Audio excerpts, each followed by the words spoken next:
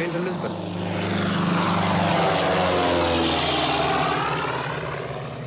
You would like to be on it? Why? What's in Lisbon? The clipper to America. I've often speculated on why you don't return to America. Did you abscond with the church funds? Did you run off with the senator's wife? I like to think that you killed a man. It's the romantic in me. It's a combination of all three. And what in heaven's name brought you to Casablanca? My health. I came to Casablanca for the waters. The waters? What waters? We're in the desert. I was misinformed.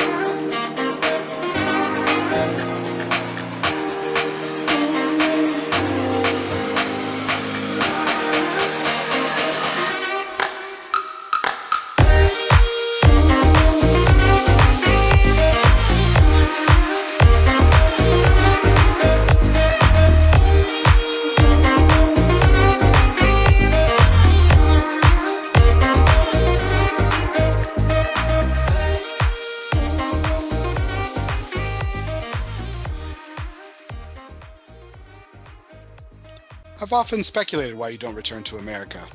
Did you abscond with the church funds? Run away with the senator's wife? I like to think that you killed a man. It's the romantic in me. It was a combination of all three. Good evening and welcome, everybody. This is our 260th take. Yes, Elos Fumar takes 260th take. I'm your host, Barry Duplessis, as always, and I'm so proud, so pleased, and so privileged to be with you all tonight. Some cinefacts, cinemaniacs, whatever you want to call them, movie fanatics. We're all back to have another great evening at the cinema with two of my favorite people. We're going to be talking a fantastic film. Yes, the 80th anniversary of Casablanca is right here, right now. So we're going to go ahead and get that done. But before we get started with introductions and talking about one of the greatest films of all time, we do have to thank the people that make this show possible. That, of course, is our sponsors. And tonight's show is sponsored by Drew Estate. Drew Estate has done it once again. The Papas Fritas is back, but it's back in an all-new blend. Yes, the H99, the Liga Privada H99 is now available in the iconic Papas Fritas Latola. Yes, you can check out your Drew Diplomat retailer today. Check out and get the H99 Papas Fritas right now. You definitely want to grab a few of them because they are pretty small, but they're very, very tasty. H99 Papas Fritas. Get to your Drew Diplomat retailer today and check out the latest and greatest from Drew Estate. And welcome, everyone. Without further ado, it is my pleasure to welcome tonight's guest, sponsored by United Cigar. Smoke one today and start living united, Mr. Fred Rewey and Sam Spencer. Gentlemen, how are we doing tonight? Good, man. Thanks for having me. Yeah, I'm doing great, Bear. It's good to be back.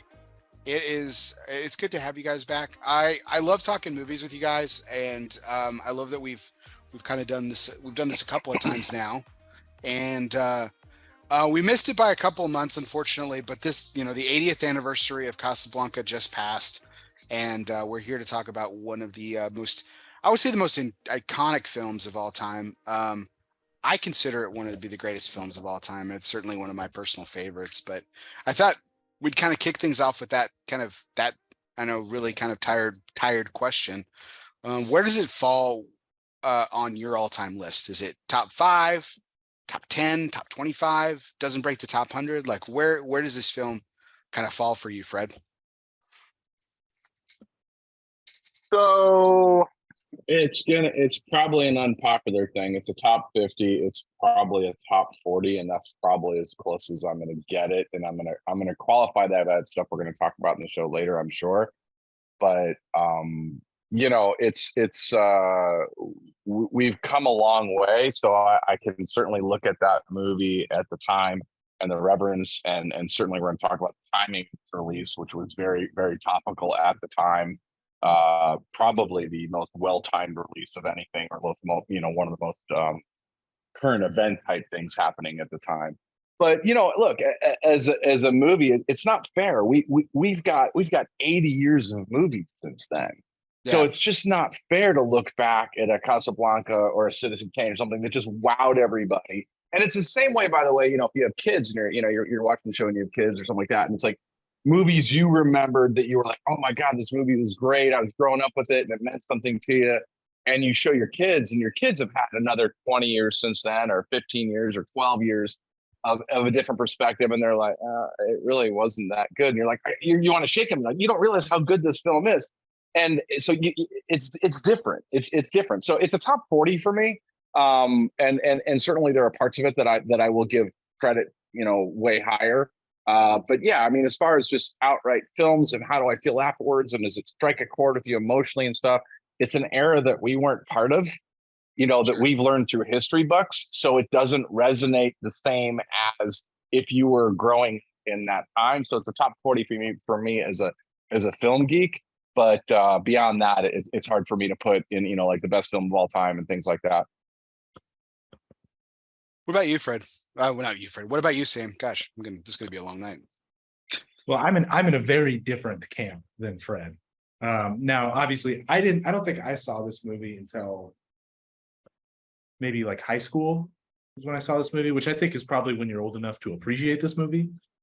But I absolutely love this movie. It is in my top 10 for sure.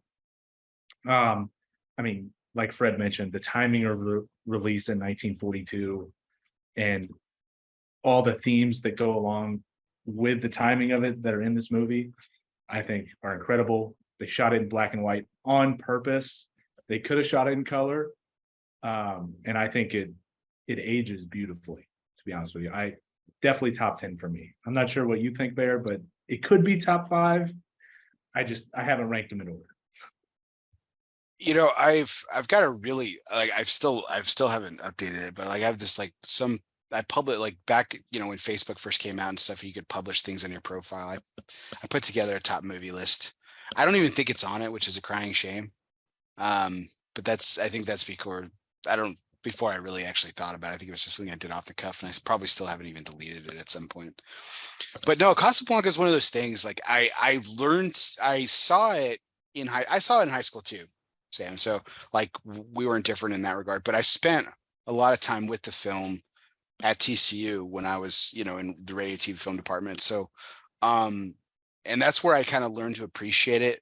And then I just started watching it over and over again, as I tend to do with films. And I've come to love it so much. I would say it probably fluctuates somewhere in my top 25, but definitely gets into it's probably currently in my top 10 somewhere. I couldn't remember. I thought it was number 3. On the AFI's top 100 list, it's actually number 2. AFI has it at number 2 behind Citizen Kane. And Fred referenced this. Here's my hot take. Citizen Kane's not even in my top 50. Which is, I mean, I don't know where it is on your list, Fred, if you just mentioned it because it's like one of those iconic or if it's not top 50 for me. Yeah. Yeah. And that's like AFI's top 100 is number 1 film. And I was like, I remember watching when that list came out, it was like right before 2000. And I remember watching it on TV and they're going down the list and I was like, yeah, I've seen a lot, even at that young of an age, I saw all these films and everything. I was like, wow, this is really great. And even my parents were getting into it, which was kind of cool. And they were like, it was like almost like watching a sporting event when they got to 100 Citizen Kane. My parents were like, oh God, like they're just so upset. They were so upset by it. But yeah, I like you were talking, like you were saying, Fred, like I think the historical significance that what it was when it came out. So here's another thing too. I'm sure we'll get into like little bits and trivia about this. There was a point, this almost didn't happen. This film actually didn't happen because Humphrey Bogart and Ingrid Bergman actually were trying to collectively, both together, were trying to get out of the film. Because Bogart thought the script was really lousy. Well, I read earlier today that they were writing the script during filming. Yeah. Well, they rushed it. They actually went for a timing release. So they actually rushed it out. They tried to get it out about 9 months early because of what was going on abroad, specifically with Casablanca. So they were actually trying to. So that was what led to the whole writing on the fly and stuff like that. Yeah. Even the reference, like, too, like, we might talk about this later. Well, let's go talk about it now. So, like, the scene where he's drunk and he's talking to Sam. And he says it's such and such time here, What December time is it? 1940. What time is it in New York? Yeah. I bet they're asleep in New York, and it's such a Sam. You talked about this when we were watching it the other night. It's like that was such a dig, to America being asleep during what was going on in the entire world and stuff. So it was really, I don't think most people realize that the line they think he's literally asking. I mean, it is a dig. It's an absolute slam at America on that, and they think, oh well, wait a minute, they'd be up or they're doing whatever. Like, no, that's him talking about America in general. I think most people miss that line, and that's what's cool. That is something cool about the movie. There's a lot of really good lines, and we're used to a certain setup now. We're used to a certain rapport. We're used to better audio, whatever it may be. And there's a lot of really good lines that you don't catch the first time around on it, for sure. yeah, this is why it's so good on the rewatch. It's just like the subtleties and everything like that. Like we'll find out one of my favorite characters later on is actually one of the more minor characters, because I think his delivery and stuff and the way he's used as a vessel to kind of shuffle the story along is just kind of funny. But Fred, I wanted to ask you before we kind of got things started, what are you smoking tonight, and what are you drinking? I am smoking a Illusione Habano, which we just released. We did over at the San Latano factory of AJ. So this is the Gordo size. And actually, I just have water and I have a Diet Pepsi tonight. It's really hot out, so I just wasn't feeling having a drink. Yeah, it's hot here in Texas too. I'm drinking some water too. I think Sam said the only one he's like, the hell with this. School Right. starts this week. I'm gonna Well, I have can't kids in my blame him, yeah. classroom. Yeah, I'm gonna freaking pour myself a tall one. So what are you drinking, Sam? What are you smoking? Well, I'm smoking Illusione CG4, little Candela to start the evening. I've got an 88 Maduro up next, and I'm pairing it with a little Bardstown Origin wheated bourbon on a lot of ice, because I'm sitting outside and it is almost 10 p.m. and it's 95 degrees. Yeah. Oh, it's gone down a couple degrees since we started. It was 100. It was 100. So Yeah. we're So finally, the darkness finally caught up with the sun going down. It's like finally cooling off everything. I was considering not wearing pants, but then I just decided that would have been a bad decision too. Wait, we're supposed to wear pants? Well, no, you don't have to. Pants are optional. Okay, all right. Yeah. Okay. But I would like for you to select my cigar tonight, Fred. I've got a choice I think you'll appreciate. I've got one of these Illusione fresh packs here. And I've got the Illusione Corojo, the Illusione Ultra, Maduro, Habano, all with the beautiful new bands, and a Singulare as well. So have you smoked anything yet today? I smoked anything today? Yes, early this morning. That was it. What'd you have for dinner? I had something pretty boring. Just basically deconstructed tacos made with ground turkey. Go with the Ultra. You got it. Sounds good. I love the Ultra, man. I love the Ultra too, man. Everyone talks about it being super strong though. I've smoked Ultras for breakfast. I don't think it's strong. I think it's stronger in Illusione's portfolio because we don't have an over the top, like everything Dion blends is more for flavor. So he can have something that's pushing fuller body, pushing a little bit more strength to it, but nothing is over the top. But I also get, some people can interpret full bodied as stronger, I think. And so I think that is a more full-bodied cigar. That is a lot of flavor. But I don't think it's an over-the-top strong. I mean, look, we've all been around shops long enough to know guys that say, "Oh, I want strong cigars." I mean, that's another category of cigars, and most people don't smoke those. Yeah, it's not a nicotine bomb. It doesn't it just doesn't it doesn't floor you or anything. I've always liked this cigar though. I've just really been a fan. So. All right, this is the Robusto size of 5x50, and 5x52 rather. Excuse me. So I might do that next because I've got a fan on me, and unfortunately, it's making the cigar go a little bit more. So I might have to do one of those after this one. And I love the way the black and the very subtle gold trim for that new logo. It's gorgeous. It's absolutely gorgeous. Yeah, those bands, that the guy that Dion uses on the designing, I'm really happy with that. It's still on brand. They're fairly ornate, but they're still on brand. But they're just really, it's almost like artwork. I mean, it's really not a throwaway band by any means, as far as look and feel. It really was. It really grew on me, Fred. It really did. I didn't know what to think when I first saw them last year at the trade show and everything, but everything's just kind of grown on me. And I think even once you get over the shock of what we got away from, which really was the plain bands, which worked great for years, and it's a different market now. It's a different market than when Illusione started.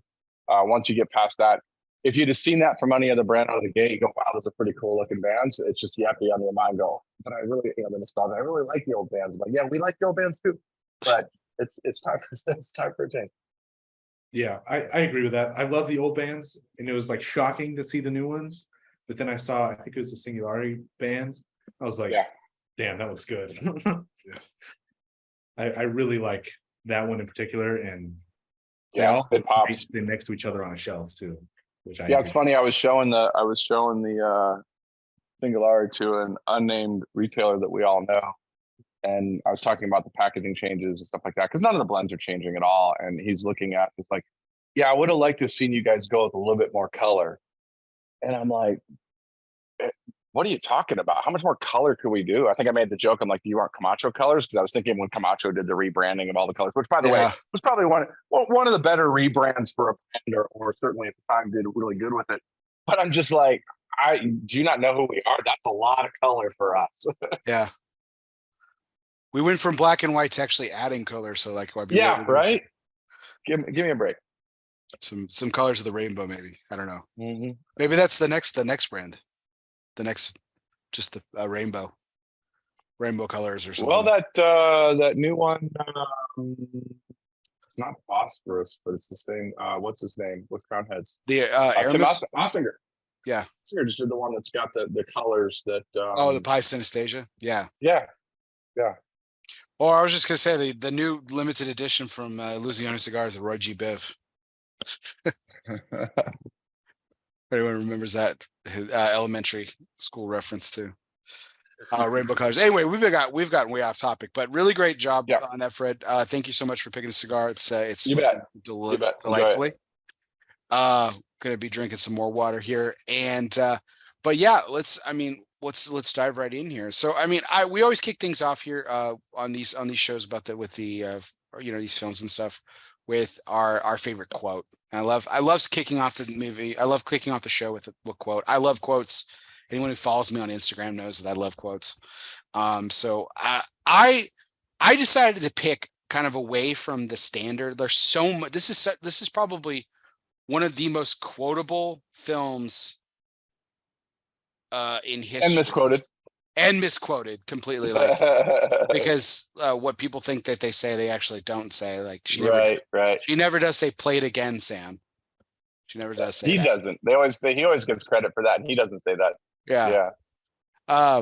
But these were some of my favorites. I mean, it's pretty much in one of the opening scenes. It's Ugarte and Rick, and it's Rick's line. He's like, "I don't mind a parasite. I object to a cut rate one." I laugh hysterically every time. I don't get it. I don't know why. I just love it. Great line. And but I love the opening scene that we opened the show with too. We'll talk about this quite a bit. I love, and every time that I rewatch this, I love it more and more. I love the relationship that Claude Rains and Humphrey Bogart have. So Renault and Rick's characters in the film. I love their chemistry. I love the film. I love the scenes that they filmed together. I love the dialogue that they share between each other. And there's like, we'll talk about this later about the last line of the film, which again often gets misquoted, but it kind of, if you watch the movie as much as I have, you understand that line is actually isn't anything new because I love their interactions and everything. But my next one, my next favorite is when Rick meets Major Strasser from the Third Reich, and he says, "Hey, asks him, would you mind if I ask you some questions off the record? Of course, he's like, make it official if you'd like." And he says, "What's your nationality?" He says, "I'm a drunkard." And it's just this dry, like he has this dry delivery to it. It's just fantastic. And of course, everyone laughs at it, but like, then Renault chimes in. He's like, "Oh, that makes Rick a citizen of the world," but the "I'm a drunkard" line is hilarious. I love it. We'll talk about favorite scenes later, but that's one of my favorite quotes too. But Fred, what about you? What are some of your favorite quotes from the film? Oh, it's funny. I mean, there's a lot of them. I mean, like I said, earlier, it's like there's a lot of gems in there that you will just miss because they don't do this massive setup. Most of them are like throwaways, like the ones you just said. They're just kind of throwaways that if you just don't catch it, you just don't, because nobody like does this whole setup, staring at the camera thing to deliver their punchline. But a lot of them, I mean, look, not by the way the film is structured or the script, but Renault is just the comedic relief throughout this film by his level of sarcasm, although he comes from it's like the Odd Couple thing between him and Rick. One's serious, one's not, but Rick is always very aware of the environment. Renault is in the environment. But Rick's line, two really that I can think of. One was when Rick's pointing the gun at him, and he's like, "And remember, this gun is pointed right at your heart." And Renault says, "Well, that's my least vulnerable spot." Yeah. I mean, and then the other one, which is a complete throwaway, and I think, again, easy to miss, is when they'd already tore apart Rick's place trying to find the letters transit. And when they're all done, and, Renault asks him, says, "Tell me, when we searched the place, where were they?" And Rick says, they were in Sam's piano. And Renault basically just says, "Serves me right for not being musical." Yeah. And I mean, it's just a great line among all the seriousness of it. And he, like I said, he's just got these lines that they don't draw attention to, but because they're delivered serious, Yeah, we'll talk about nitpicks a little bit later, but the hiding of the letters is going to come up a little bit later. For sure. Yeah, for sure. There's a lot of piano gaps in this movie, but whatever. This is the time that I'll interject since the piano is getting brought up for the first time tonight. And Sam, correct me if I'm wrong before you give your quicks. I think I blew your mind with this. He doesn't know how to play piano. He's a great singer, but he's not a pianist. Mm-hmm. Yep, you can't play the piano. Dooley Wilson cannot play the piano, and it's and there's scenes where you can actually see that his hands are not timed correctly. But I mean, you got to really be looking for that. Otherwise, you've got to be a musician, or at least understand that is not the sound that comes out of an upright piano. That is all the sound that comes out of a grand piano.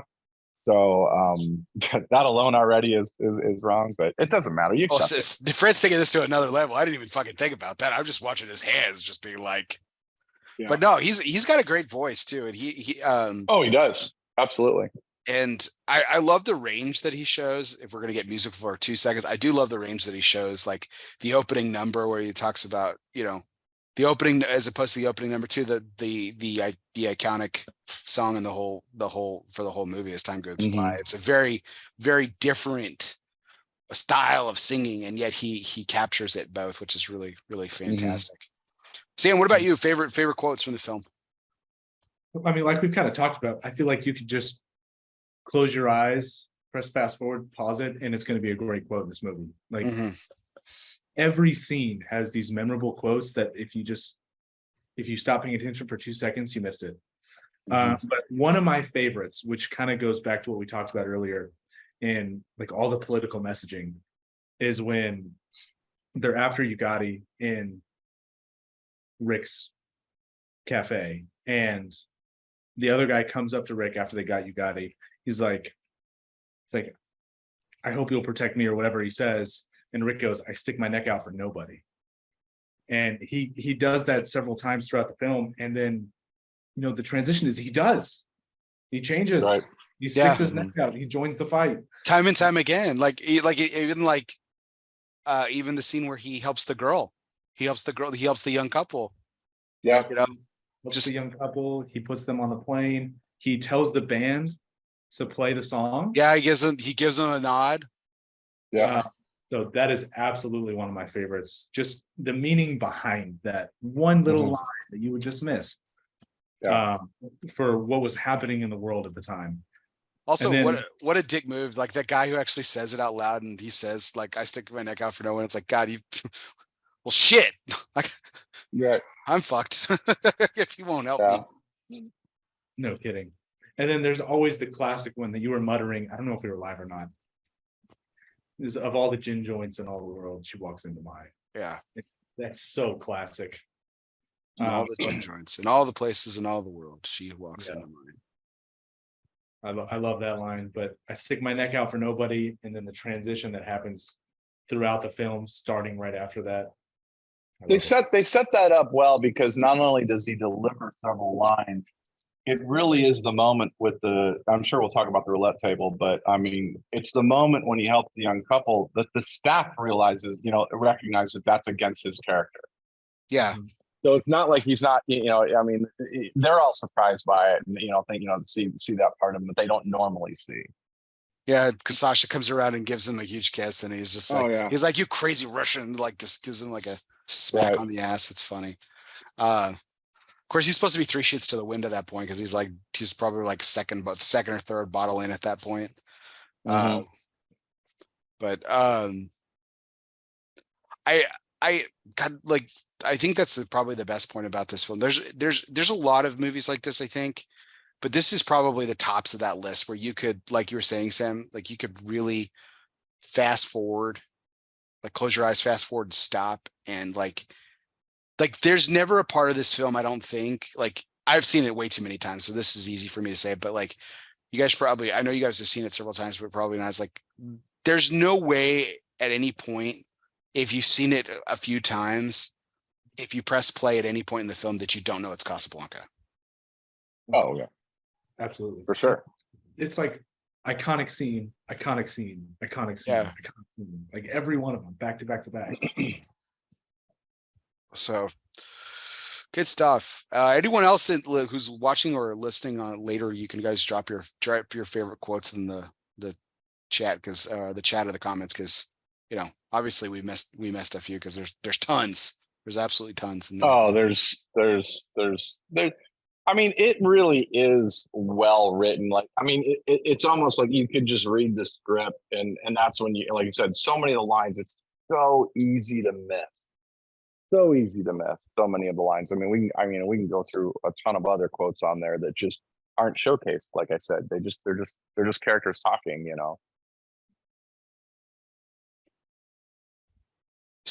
So we've kind of alluded to this already a couple of times and everything, how it's misquoted often and everything like that. But is there a movie that's more interwoven into today's society with is there a more quoted movie? Like we talked about this when we did The Godfather. Like The Godfather has some iconic quotes that are still like used. But I think this one tops it. I think Casablanca has more that is used in like just like everyday nomenclature. I mean, can you guys think of another film? I mean, I would, again, this is 80 years into it, so I would argue The Godfather is probably more quoted than this is now. But when you talk about the height of film of 30s and 40s, and that was the golden era of film, I gotta bet that if we lived in the 50s, 40s, 50s, and stuff like that, this was all you heard. This was I don't think it is as much now, and I think Godfather is across that, but I think that's just an age thing. I think that's a generational thing of how many people, haven't even seen it or even know the lines from it. Yeah, I tend to agree. I don't think you have to see it though. Like I think there are people who know, like hear these lines and they're like, they don't even know. Like they don't know that it's like you said, they haven't seen the film, but they know that line. They're like, oh, I know that's a reference to something. Like, yeah. Honestly, I do think this is the movie that sets the standard for quotability. It's this movie, and we like so many people today, like you said, reference this movie and don't even know they're referencing this movie. It's nuts, especially I'm the younger crowd. It's like this is the standard for this film. like I bet a lot of the people my age probably haven't seen The Godfather either. It's But- just Right. sad. They're quoting But this too. and even if they're not quoting this film directly, they don't realize that all this film was not remade, and we'll talk about that later. But the basis of this film went on to be so many other films. A lot of storylines, as you know them, are based in this. Right. And this wasn't Bogart's earliest work by any means. Maltese Falcon is like 10 years or 11 years before this. So this is kind of the apex, not apex of his career, because he certainly had, African Queen and Sierra Madre and stuff like that afterwards. But a lot of this is textbook. I mean, this is why when you're doing the whole film stuff and all that stuff, this is why it's an iconic movie, because it set the benchmark for a lot of movies going forward. Whether whether you know it or not, it's rooted back into this film. Well, just to this point about not having seen the film, but hearing the lines, right? I knew these lines because I watched Teenage Mutant Ninja Turtles, the original Jim Henson production, 1990, because Michelangelo's fucking in the trench coat and he's fucking doing the Bogart bit with April O'Neil. Yeah. And I was like, and everyone's in the theater laughing and everything. And I'm laughing too. Like, I don't even get it. But my parents got it, which was funny. They're like, "Oh, that's funny," and I'm like, "Well, what is that?" And like, "Oh, that's Casablanca. Like that's Humphrey Bogart." And it's hilarious. Even before I saw the film, and so when I saw the film for the first time in high school, saying like we were in high school and we saw it for the first time, like it's like, oh shit, that's where this is from.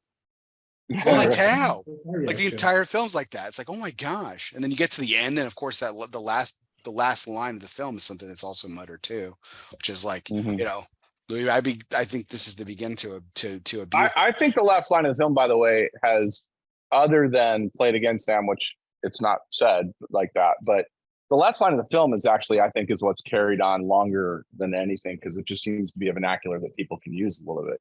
Yeah. It's the beginning of a beautiful friendship. And so I'll say this now, like that's why I think if you watch the scenes with Reno and Rick throughout the film, like they have a friendship, whether they want to admit it or not. Like they have a mutual respect for each other. They have a mutual connection. Like even this line that we opened the Tonight Show with, when they're sitting outside of the bar. Like Rick doesn't sit with anybody. He doesn't sit with any patient or anything like that. He gets the girl into the cab. He tells Sasha to come back. He pulls out his freaking, sterling silver case of cigarettes, pulls out one. And who's out there? It's Reno. So who does he do? He sits with his buddy for a couple minutes before he gets back to work. And that's outside where he's not having a drink with his customers. He's sitting outside with his buddy. Yeah.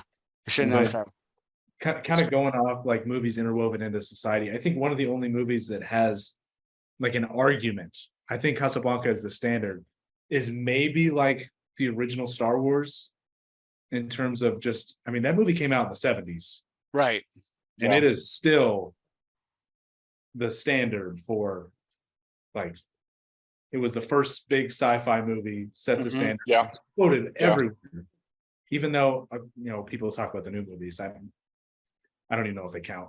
But like that's one of those movies that you will hear quotes from everywhere as well. It's true. Yeah, no, I think, especially like in the IP Marvel universe thing that's going on, like with films today and everything like that, they still harken back. There's still Star Wars references even in those films too. So I think that's a pretty good point. But like we say, when we say with like Star Wars and The Godfather, when those turn 80 years old, it'll be interesting to look back and say, hey, do those films have the impact on society the way that Casablanca had it on at this point in our lives, 80 years afterwards. You gotta wait, what, like 30 something years for the original Star Wars? Well, and let's quantify that even farther though. Star Wars is a franchise of 9 movies, arguably spin-offs on top of that. Casablanca is one movie. Right. So, okay. So go with Gone with the Wind, go with 2001 Space Odyssey, Open the Pandora's House, all like that. But let's make sure we're measuring it against a single film, not a franchise where someone got, so many people didn't see Star Wars, but they caught up on the second one. Now they ended up watching all of them. And this is a one film. There's no sequel. There's no prequel. There's nothing else. That's a great point. And I mean, that's what sets Casablanca apart. Because like the other huge franchises or huge movies that I think of from, the last 80 years, and you got Star Wars, you got Indiana Jones, you got The Godfather. Those are all 3 movies. Minimum 3. Yep. 2000s where you get the other Star Wars movies. But Yep. I mean, those are trilogies that we think about. Yep. And this is a standalone film that has been iconic for 80 years. Yeah. Yeah, if you look at AFI's top 100, just because I'm looking at it at a glance real quick. You have to get to number 6 before you have any kind of spin-off of any kind. So Citizen Kane, number 1, Casablanca 2, Godfather. Well, actually, no. Oh, never mind. I'm staying corrected. Godfather had 2 other ones. So never mind. Scratch what I just said. So you have to get to number 3 before there's any kind of spin-off. So you can't even put Godfather in that class either. It's Godfather and Star Wars are kind of in that same because of. I think you could have if they didn't make the other 2 Godfathers, though. I think that one still would have stuck. You're right. Yeah. I don't think Star Wars does if Empire doesn't come out. Really? I think so. I mean, well, it was huge, but Empire's a better movie.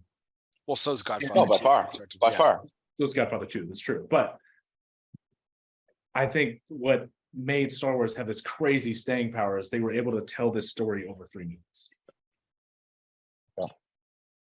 Or 9. Or 9. Yeah. And TV shows now. So, and as always, I do have to think we are kind of already in the thick of everything, but I do have to mention that this is tonight's major point. We are talking about Casablanca, which is always brought to you by the people. Yes, cigar people, the people who know everything about a lifetime of service.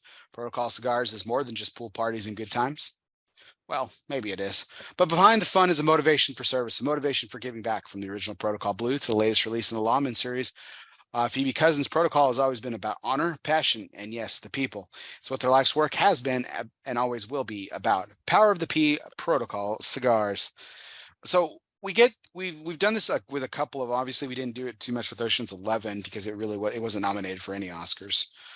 But you think with a film like this, right, it just like runs away with Oscar wins, and it didn't. It was nominated for 8, including Best Picture, which it won. Spoiler. But it won 3 Oscars, and of course the first one was it won Best Picture. The other nominees that year, and this was 1944, by the way. They actually skipped the Oscars because of this little thing called World War II that was going on. And that's we'll talk about this as it pertains to this awards ceremony. So this was 1944. Other nominees were from Whom the Bell Tolls, In Which We Serve, another wartime film, The Human Comedy with Mickey Rooney, and Heaven Can Wait, which is also Heaven Can Wait's been remade like 5 times, including with Chris Rock in the 1995 Down to Earth, which I actually like that film.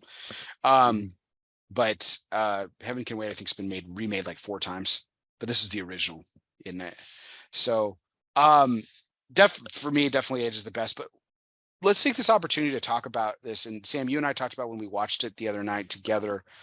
But Fred, you kind of alluded to it, I think, in the green room as well. Actually, at the beginning when you were talking about where this lands on your top list, like the importance of when this film was released as it pertained to what was going around in the world at the time, is pretty remarkable.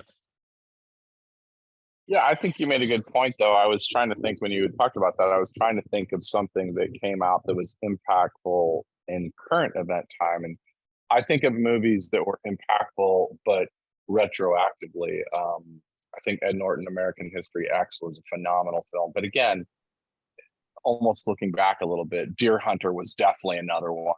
But it wasn't out when all that was going on. Right. I couldn't think of a movie that was out at the time of when all that was going on. I mean, obviously, a lot of them allude to what's going on because, and we still have that today of things in the background. But that was the core meaning of the film, and it was during all of that. Yeah, I was looking up some of the dates of stuff that was happening in World War II when this was happening. So Operation Torch began on November 8th, 1942. That's the Allied invasion of Africa. Sam's getting ready for this week, this semester's course, by the way. He's teaching I history. am. This is why you bring in a history teacher for the show. This is why we do it. Keep going. Yes. So Operation Torch, November 8th, 1942. This movie comes out November 26th. Like, what is that? I'm not a math teacher. 3 weeks later. 3 weeks later. Yeah. 3 weeks after the invasion of Africa, the US's first real involvement in Europe, this movie comes out, which I think is fantastic. And then it comes out coinciding with when Churchill and Roosevelt met in Casablanca, the last day of the conference in Casablanca. Yeah. The timing, unbelievable. But I was trying to think of another movie that came out like in the middle of the action. I can't think of one that came out with this kind of political messaging as this was going on in the world, much less the biggest conflict in world history. And it was still subdued too, because the word Nazi is never doesn't come up. The word Nazi is not mentioned. Nazis is not mentioned anywhere in the film. In fact, the swastika is only seen once. Mm-hmm. It's Strasser's plane, and it's the fantail. It's the swastika. They're referred to as the Third Reich or Germany. And the swastika is not present on any of the German uniforms. Probably, this is just something to guess, probably because Konrad Veidt, who was an exile from Germany, and many of the actors were Jewish refugees, and German exiles and German refugees, probably didn't want to wear that even though they were acting. So that's probably just a hunch. I'm going to call that. I don't actually have any proof to back that up, but I think it's a fair take. It's a fair take though. Yeah. It's crazy. Anything else, Sam? Because I think you were rolling. I mean, that was like the main point. I mean, we'll get into the actors later, so I'm going to save some of like the historical stuff about some of these actors. Yeah. And like their journey to get to actually making this movie is absolutely insane. Mm-hmm. So like the emotional weight behind their performances is just unknown because like they experienced family members being thrown in concentration camps. Yeah, I mean, we'll get to the actors here in just a second, but one of the other wins of the Oscars that year, 1944, was Best Director, Michael Curtiz, who's Hungarian, by the way, and he had left Hungary like well before Europe had kind of gone into disarray, so he wasn't in exile or anything like this. But this had to strike a chord with him. But what I really I love him as a director. He's directed some amazing films in his career, which is just it's nuts to think about too. But the impact that he had, like keeping like the performances that he got to move and make happen in this film are just some unreal performances. It's just crazy. It's crazy. Absolutely. And I think one of the other nuances that I think a lot of people today miss because they don't know that much about World War II is like Vichy France was not really the good guys. No, like France had there's two faces to France. There's the resistance and there's Vichy France. And I mean, Vichy France they kind of surrendered. They couldn't do anything. They were working for yeah, exactly. Basically, like the British sailed down to the Mediterranean and destroyed a French fleet. Like there were bullets fired between the Allies and French troops. So that kind of nuance, it kind of shows in the film, and I think a lot of people miss it. Well, then there's that exchange between Renault and Rick. He says when Renault accuses him of having the letters, he says, "Are you Free French or Vichy?" And it's like it's probably the coldest and nastiest that Rick ever gets. And you know why? It's because he's talking to his friend. Just to circle back to that whole thing. But so Curtiz beats out Ernst Lubitsch, Clarence Brown, George Stevens, Henry King. Ernst Lubitsch did shoot, I had it. For Whom the Bell Tolls. So like it was like the For Whom the Bell Tolls and like Casablanca that year. We're just kind of battling back and forth for different Oscars and everything. But here's a look at just some of the highlights of Curtiz's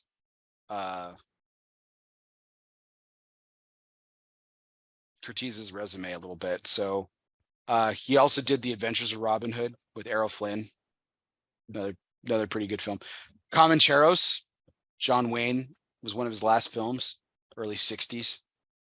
Yeah, those were the great movies of my childhood. Yeah. The Scarlet Hour. He actually, even though he's not credited with it, he actually has the White Christmas too. He did the remake of The Jazz Singer in 52. Did the Jim Thorpe biopic in 51. But yeah, I mean, Passage to Marseille, that's the one that I've told you to watch, Sam, that we were talking about that night, 1944, just a couple years after this one was done. He also did Yankee Doodle Dandy. How about that? But yeah, so I mean, some pretty well made, pretty well done films and stuff that he has on his resume, which is pretty crazy. So this is, I mean, going off a little off topic and everything, but Fred, I've always wanted to ask you this. We'll just go ahead and do it now. Like, I doubt that he's one of your top, but who's your favorite director?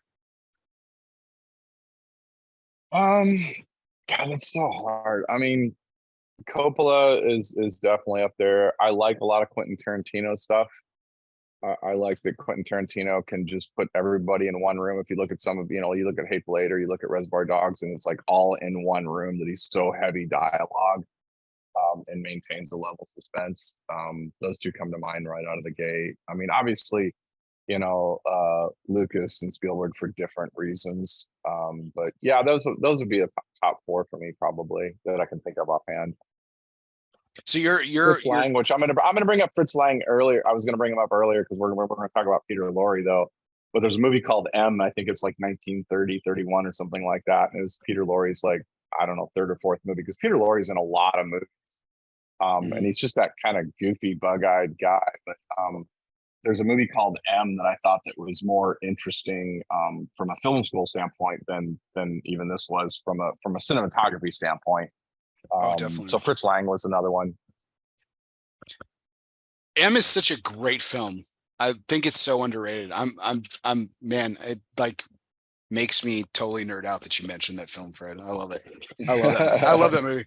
I think Peter Lorre is a great actor too. We're going to talk about him, sure, throughout this. But what about you, Sam? What's your favorite director? Is it Lucas? I'm guessing it's got to be Lucas, right? Man, I don't know if it's Lucas, man. It's Peter Jackson. It's a hard question. I mean, Peter Jackson in Lord of the Rings is just perfection, but The Hobbit, not perfection. Kind of takes him down a little bit. But he was number one until he did The Hobbit. Yeah. I mean, I was hyped for The Hobbit too. When that came out, I was like, oh my God, more Lord of the Rings content. And it's hard to pick against Spielberg and not put him in the top few with, Saving Private Ryan, the Indiana Jones franchise with Lucas. Oh man, I mean, Coppola, another one with The Godfather. Man, I don't know. I have not thought about my list of top directors. That's a great question. One of my favorite underrated ones, at least in the last quarter, well, I guess it's more than a quarter century now, probably the last 30 years, is Catherine Bigelow. She did everything she did The Hurt Locker, and then she did, like, early on in her career, she did Point Break. Yeah. Another one, Ridley Scott, I think. Yeah. Oh yeah. I mean, you got Gladiator, Black Hawk Down. You can go into, I mean, I'm really curious how the new Napoleon movie is going to be. Yeah. Oh God, I'm going to fucking see it. And I'm terrified, man. Joaquin Phoenix is a great actor though. Like, I don't want to take away from it. It's just, I don't know. I want to see how they shoot it. I don't know. I'm really curious. I'm curious how they're going to tell his whole life in the movie. Yeah. It starts with him as a young man, and I'm sure it ends at Waterloo, but And I think I'm really curious about that one. But Ridley Scott, I would put in the conversation for one of my favorites. Just, I love like 3-4 of his movies. Obviously, we both have a love for Gladiator Bear. Yeah, so no, maybe absolutely. Ridley Scott's pretty baller too. So I'd throw James Cameron in that. If you're going to say Ridley Scott, then I'll throw James Cameron in there too. Not necessarily do I think all of his movies are the best, but I think from a directing standpoint, he's strong. were you a Titanic fan, Fred? Not really. It's not my kind of movie, but it was done well. Yeah, I used to hate it. I'm not a fan of it by any stretch, but I'm not I gotta say, I'm not a DiCaprio fan, yet I like a lot of the movies he's in, but I'm not a huge fan of his, and I don't have anything to say why. It's just something about him. I mean, even in Bank of New York, which I think is a phenomenal movie, I'm looking at everybody else that makes that movie phenomenal than him. There's nothing Yeah. wrong with what he does. I like him later in life, but yeah, this Titanic was the thing that made me hate him, and I just didn't like anything he did, like up until that point. And then like The Departed was the thing that turned me around on DiCaprio. I was like, holy shit. Yeah. Holy shit. Like, Man, and another movie with a great cast. Yeah. And he's really good in Blood Arguably Diamond. one of the best casts. I mean, Yeah. just the lineup in that movie is Yeah, The just Departed is phenomenal. fucking awesome. Yeah. As far as quotable films, my brother and I we trade Departed lines like all the time. So not to go back too far in the show, but it's also hard to find another guy who would play Jordan Belfort better in Wolf of Wall Street than DiCaprio.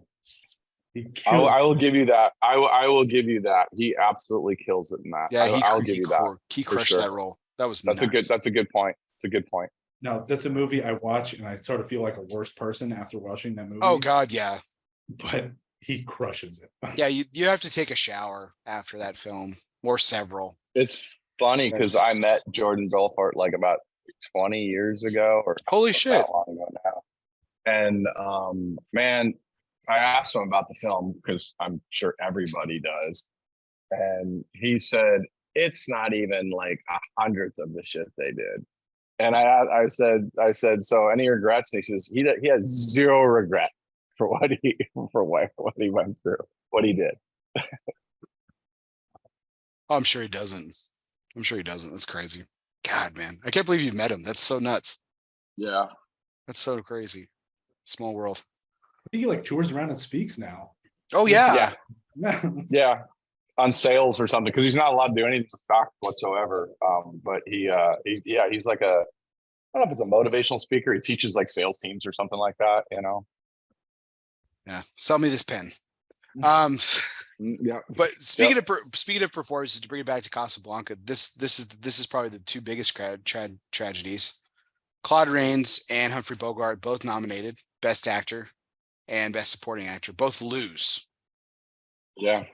So Bogart's up against Mickey Rooney in The Human Comedy, Walter Pidgeon, Gary Cooper, and they all lose to Paul Lucas of Watch on the Rhine, another wartime film.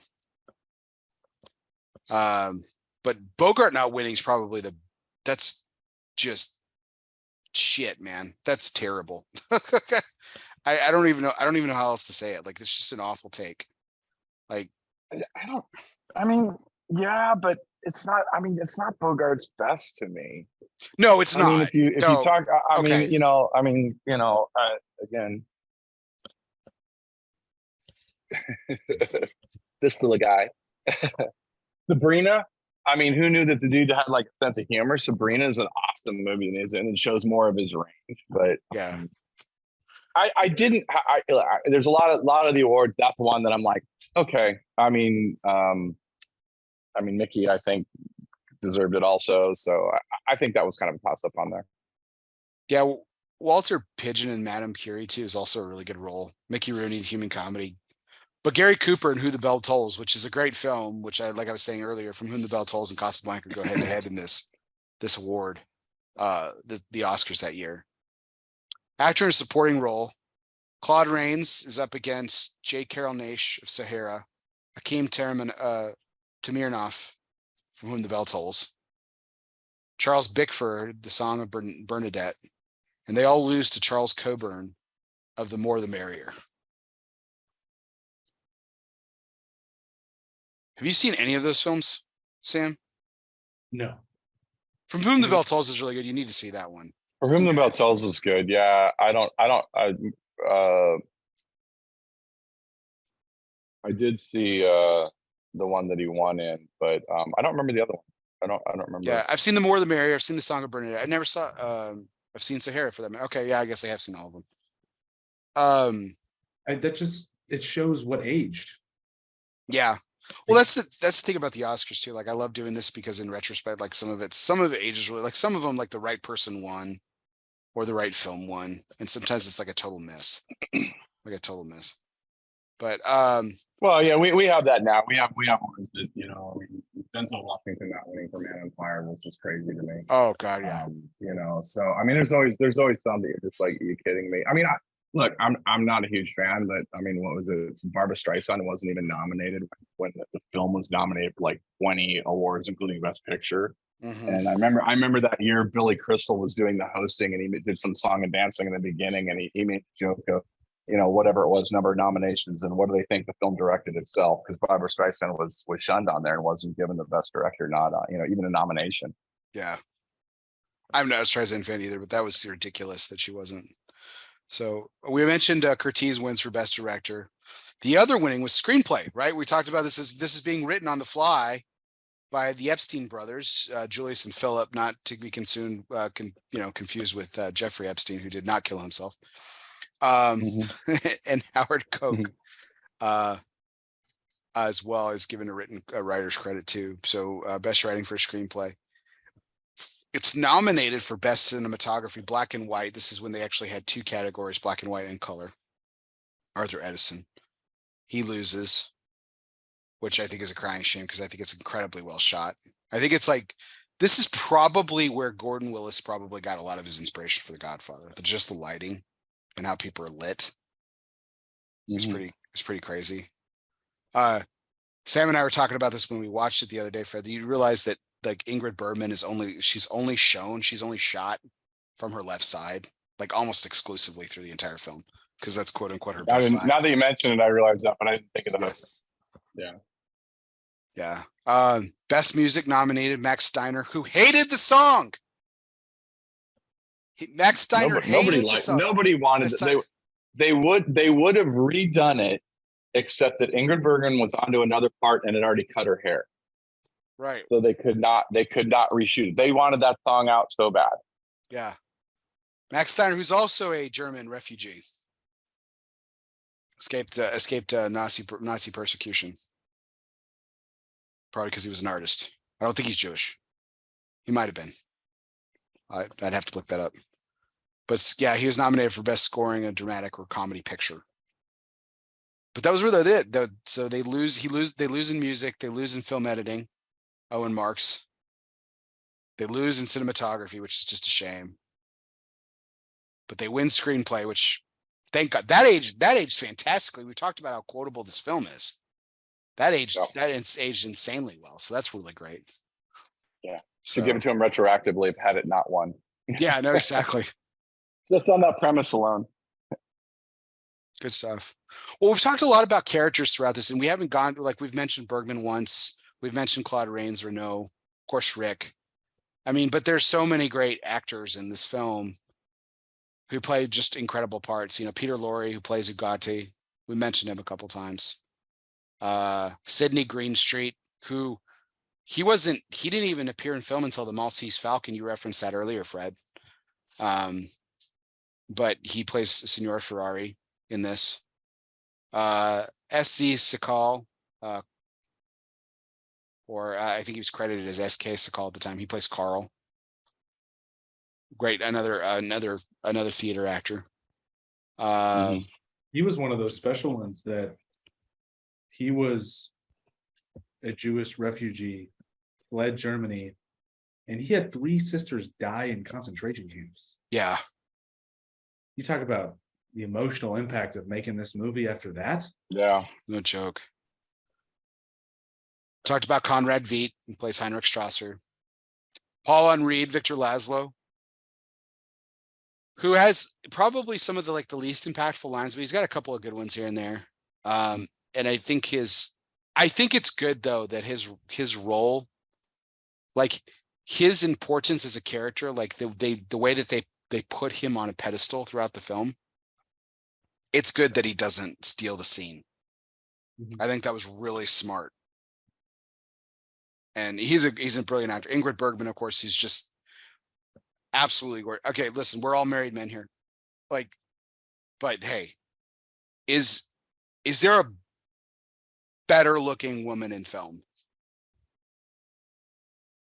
Can anyone name someone that like looks better than freaking Ingrid Bergman in this film? Now, I haven't seen a right side, but A fair point, right? absolutely. For all we know, that's messed up. We don't know. Yeah. You know, she was taller than Bogart. Yes, they did. They had to like put Bogart. They put Bogart on block. She's like 2 inches taller than him in real life. So they had Bogart on the classic Tom Cruise blocks a lot of the time. That's why she's slouching on the couch half the time when she's like being nestled in his arms and stuff. And he's like all propped up and stuff. Yeah, it's crazy. Yeah. I can't think of anyone like. I mean, there's been some stunners in Hollywood, right? And they've with like really classical, beautiful roles, like like even Vivian Leigh and Scarlett O'Hara. I think she's absolutely gorgeous and stunning. Elizabeth Taylor in some of her roles. I was gonna say Elizabeth Taylor if you go early on, yeah. But man, I mean, just I go back to Claude Rains' line. Like I was told that you were the most beautiful woman to ever visit Casablanca. That was a gross understatement. What a fucking charmer, dude. What a French guy. With the balls on that guy too, right in front of her husband. I have to say, like, that's pretty awesome. Oh, it is. I mean, he does some slimy stuff in this movie too. Oh yeah, he's a total dirtbag. Fucking love it though. Live for that shit. So that's great. Anyone that I'm missing, like on as far as the cast, or as far as the cast. Oh. Well, Peter Lorre. I mean, we kind of talked about it a little bit earlier, but yeah. Well, let's talk about Peter Lorre a little bit more because, like, I think like he's on like he is fucking throwing 100 miles an hour for like the 5 minutes that he's in this film, and he's just he freaking goes toe to toe with Bogart, and just fucking like he just dominates the scene. It's so great.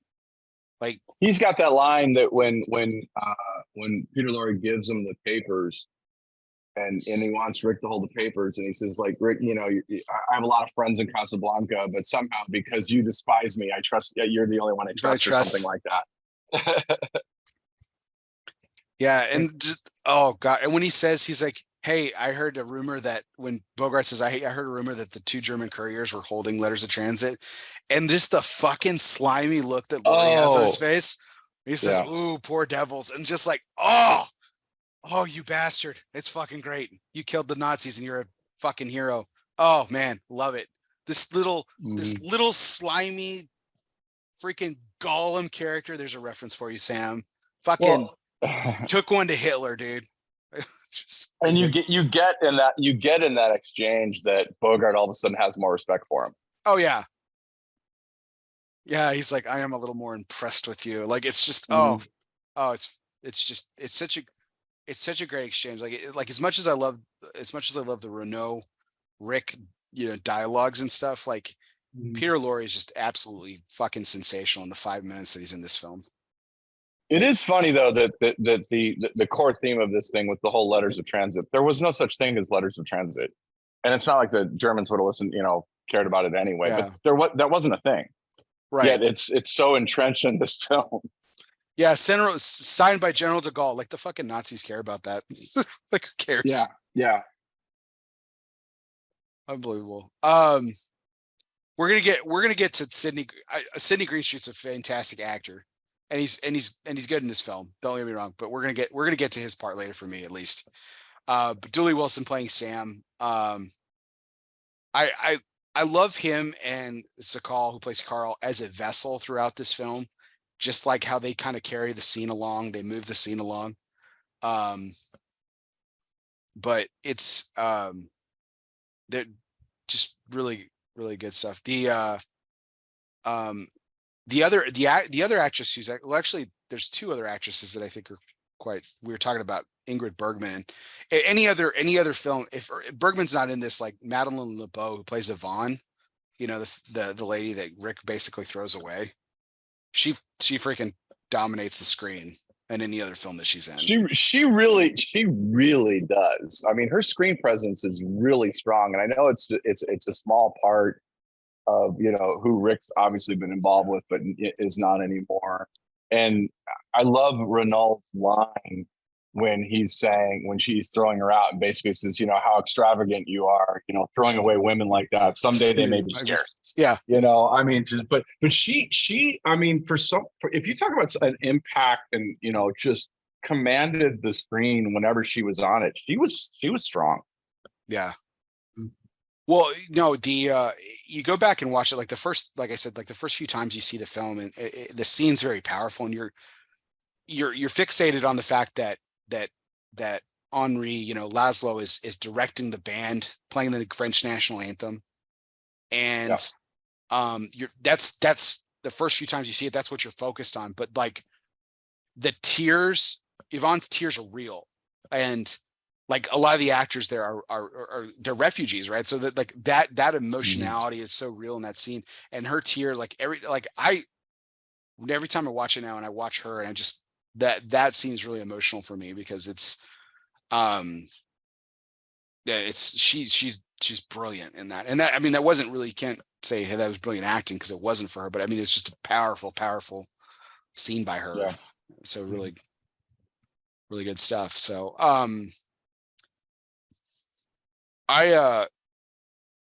we'll talk about Carl. I fucking love Carl. I think you know, we talked about him. He's he lost families members in concentration camps and stuff, but his character's so comical. You know, he tells Rick, he's like, you're becoming your own best customer, when he serves him another bottle, you know, after he's like getting fucking wasted on the clock and stuff, which is great. And after he saves the couple and he goes to the bar, and Carl tries to take the drink away from him and he just kind of slides it back across the bar. He's like, he's great. Hey, the guy comes up to him and he's like, is this place honest? He's like, honest as the day is long. And his freaking glasses fall off his face and stuff. He's great. He's actually the first person, if you don't count Julie Wilson singing, he's the first person that speaks when we go into Rick's Cafe Bar American, because he talks about he talks about how Rick doesn't drink with customers, and that whole scene, like, what makes an innkeeper so snobbish? And he's like, I've never seen it. He's like, what if you told him I was I ran the second largest banking house in Amsterdam? He's like, that wouldn't impress Rick. He's like, the leading banker in Amsterdam is now the pastry chef in our kitchen, and his father's the bellboy. And they just get a huge kick out of that. So but I fucking love Carl. I think he's such a great character in this film. Anyone else, like any other characters that really stood out to you guys that you really liked? Well, before we get off of Carl, the other scene I love with them is when they're like, oh, will you join us? You know, we're celebrating. We're going off to America. I thought you might ask, so I brought the good brandy and a third glass. And a third glass, he pulls it out. Yeah. Well, that whole dialogue too, like they it's funny because they go from speaking English perfectly, because it's part of the script, to not speaking it perfectly. And it's that scene's just such a wreck, but it's funny. It works. Oh, he's like, you'll fit right in. Yeah, you'll fit right in. Here's an interesting little tidbit to the pickpocket, Kurt Boyce. He is actually has more credits and I think he owns the record for the longest career in Hollywood. He did silent era films as a child actor and worked all the way to the 1980s. Wow. Yeah. Well, I read as well that he also fled Jewish persecution. Mm-hmm. He was another Yeah. one of the guys that was a German refugee. Actually, he went all the way up to the 1990s. His last credit is 1993. That's 50 years insane. after the movie? Yeah. That's insane. And a lot of them are foreign films and stuff too, but like he goes, his first credit, so his last credit's 1993. His first credit is 1907. Wow. That's crazy. 83 years. A German short film in 1907. That's nuts. I think another one we haven't really talked about, Julie Wilson. Like one of my favorite scenes with him in this movie is when Rick is just hammered, waiting for Ilsa to come back. He's like, "Why don't we just get out of here?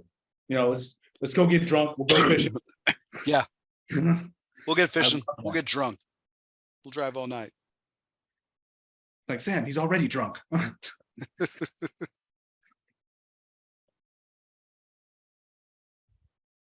When Ferrari tries to buy him, he's like, he'll pay you double what I pay. He's like, I don't have time to spend the money I make here. Yeah. Yeah. One of my nitpicks though is Sam's loyalty though. We'll talk about that here in a little bit though.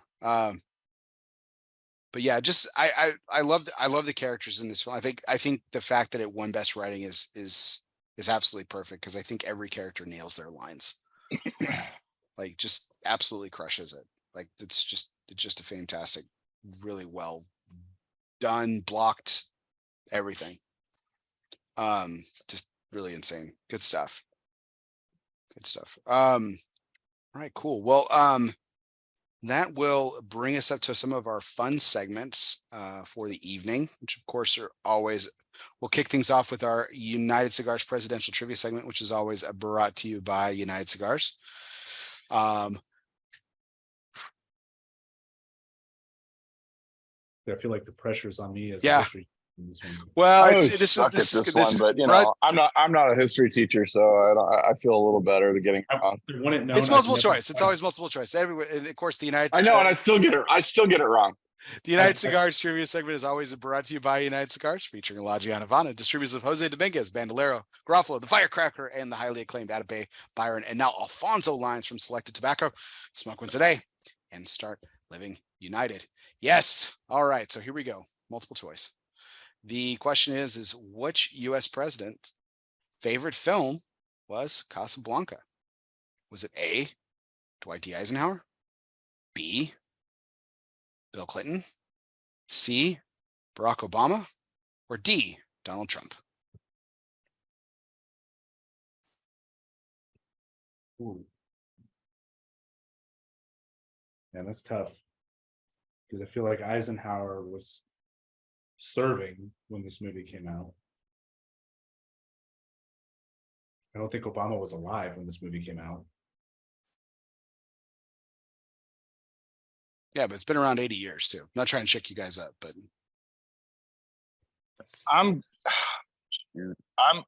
there's a connection, and I don't know if it's Casablanca, but I know Trump came out and named a classic as being his favorite. I don't think it was Casablanca, but I'm gonna pick Trump, and I don't remember the film that it was, but if it's not, then I'm wrong. So I'm gonna say it was Trump. He named a really old film, so I'm gonna say Trump.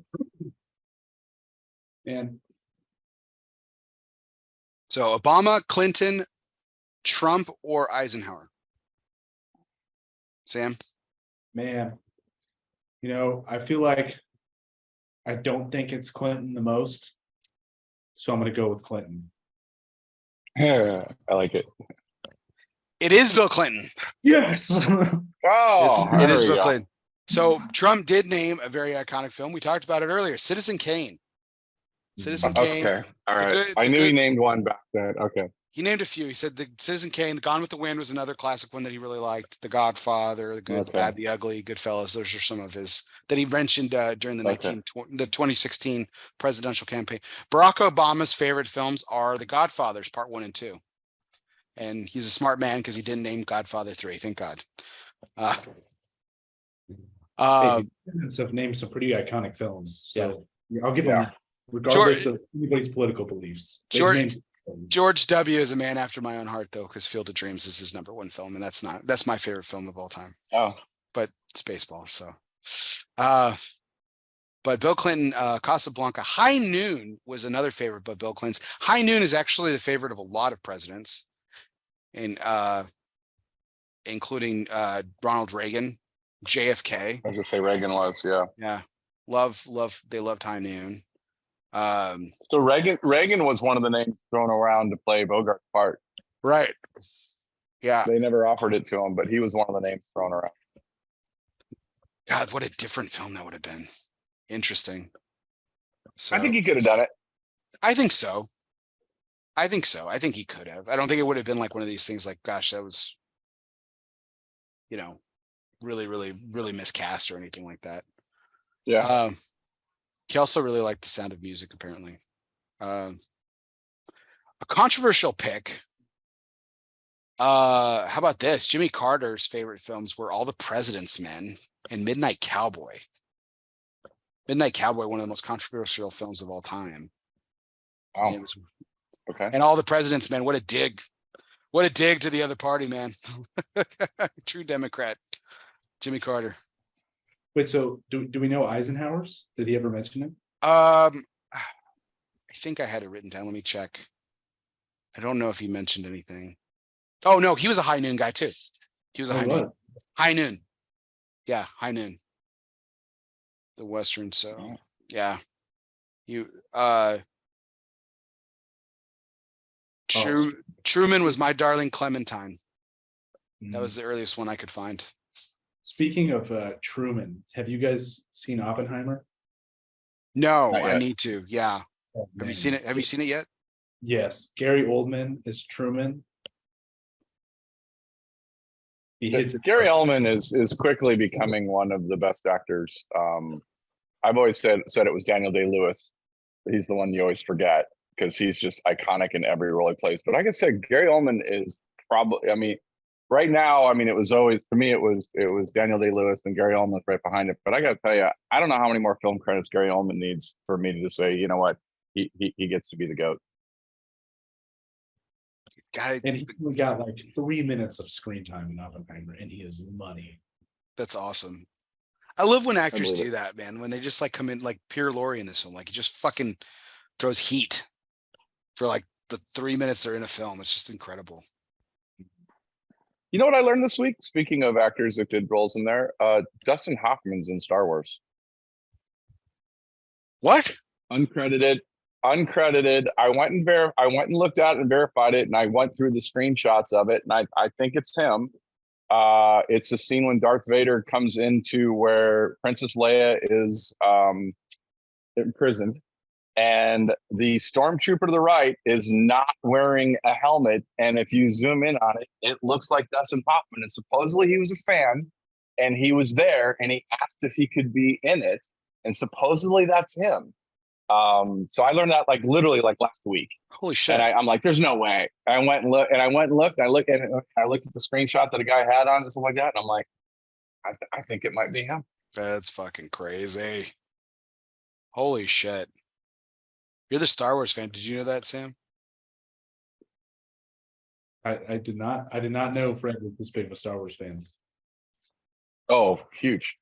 Well, one of my 5 movie Dustin posters Hoffman in was my in, yeah. office, Yeah. is Revenge of the Jedi. I actually got a hold of the Revenge of the Jedi posters before they destroyed them on Chain of Return. So that's my iconic poster right there. I remember you talking about that, Fred, that you have the original poster, the Revenge, as opposed to the Return. That's Yeah. crazy. Oh man. Awesome. Well, that was our We don't have enough hours to do a Star Wars episode, just for the record. Let's just put that out there right now. Yeah, So, probably not. That would be like what we're doing with the Lord of the Rings, where it's 3 different episodes. Yeah. That are each Yeah. as Yeah. long as the extended editions. yeah.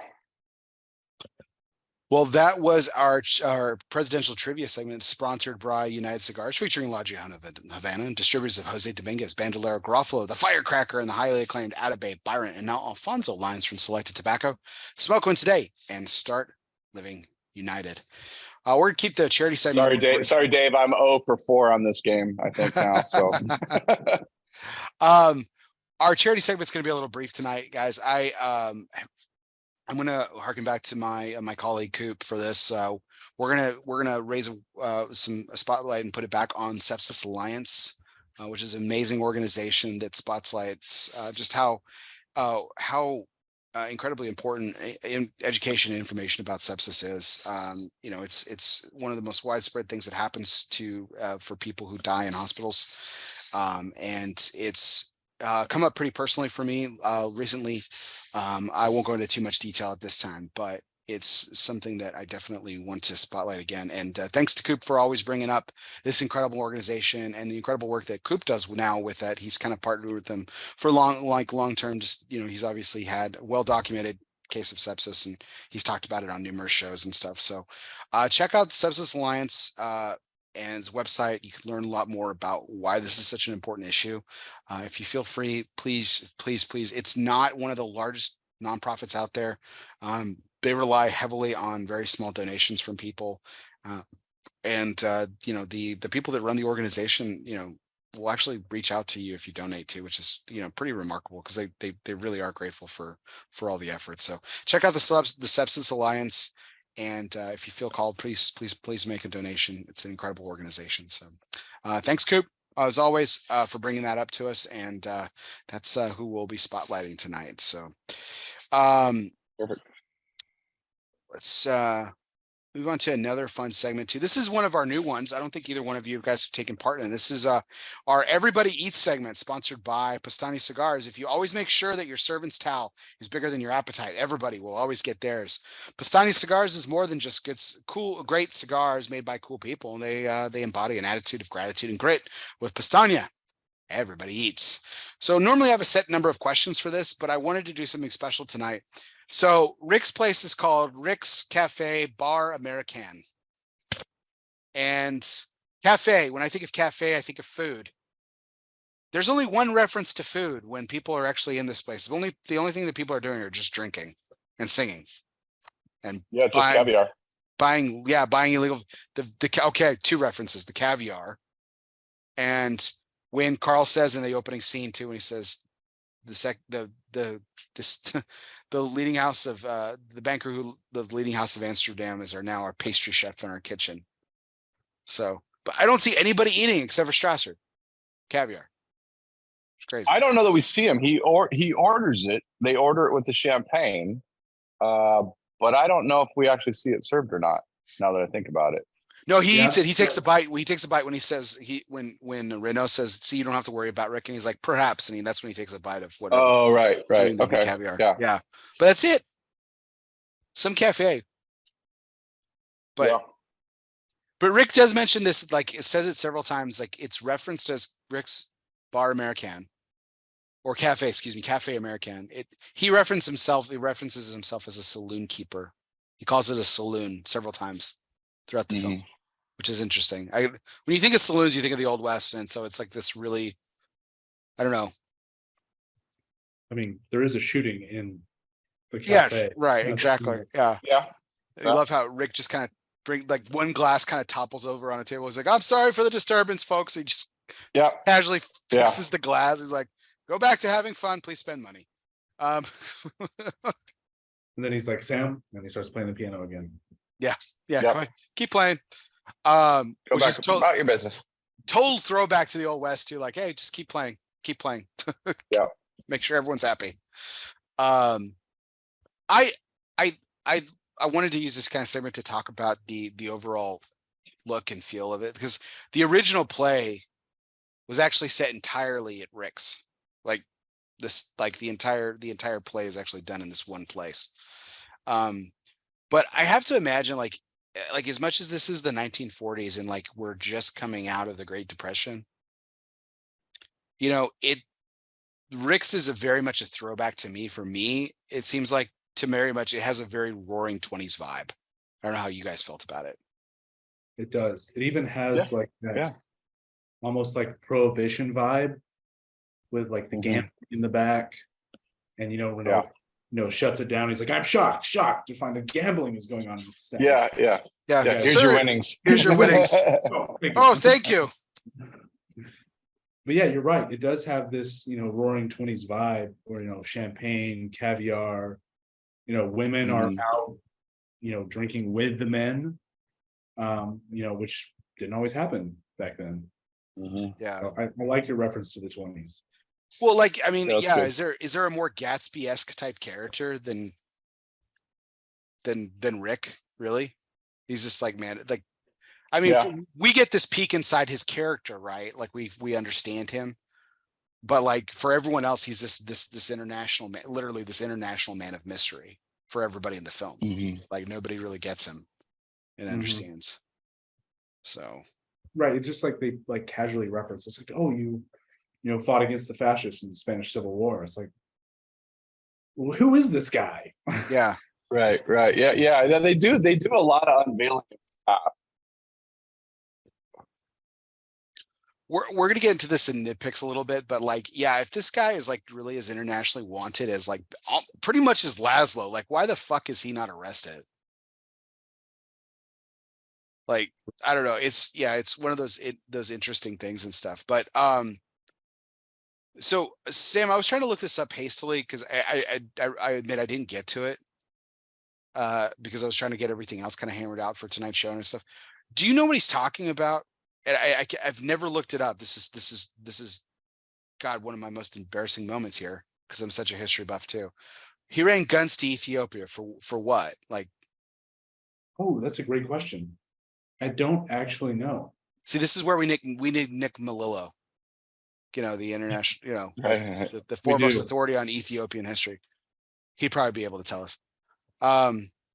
It might have been when they like overthrew the crown at that point, I guess. I don't know. I have no idea. But apparently the winning side would have paid Rick a lot more, is what we learned. Whatever He was never on the winning side. He was never on the winning side.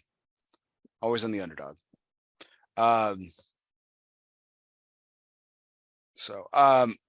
right. Well, that was our Everybody Eats segment sponsored by Postania Cigars. If you always make sure that your servant's towel is bigger than your appetite, everybody will always get theirs. Postania Cigars is more than just great cigars made by cool people.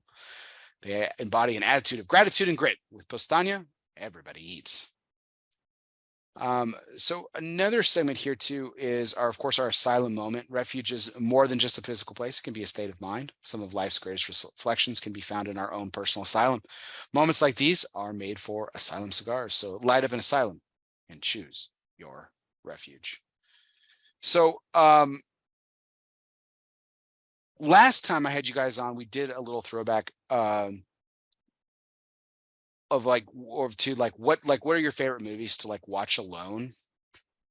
And I asked that last time for you guys.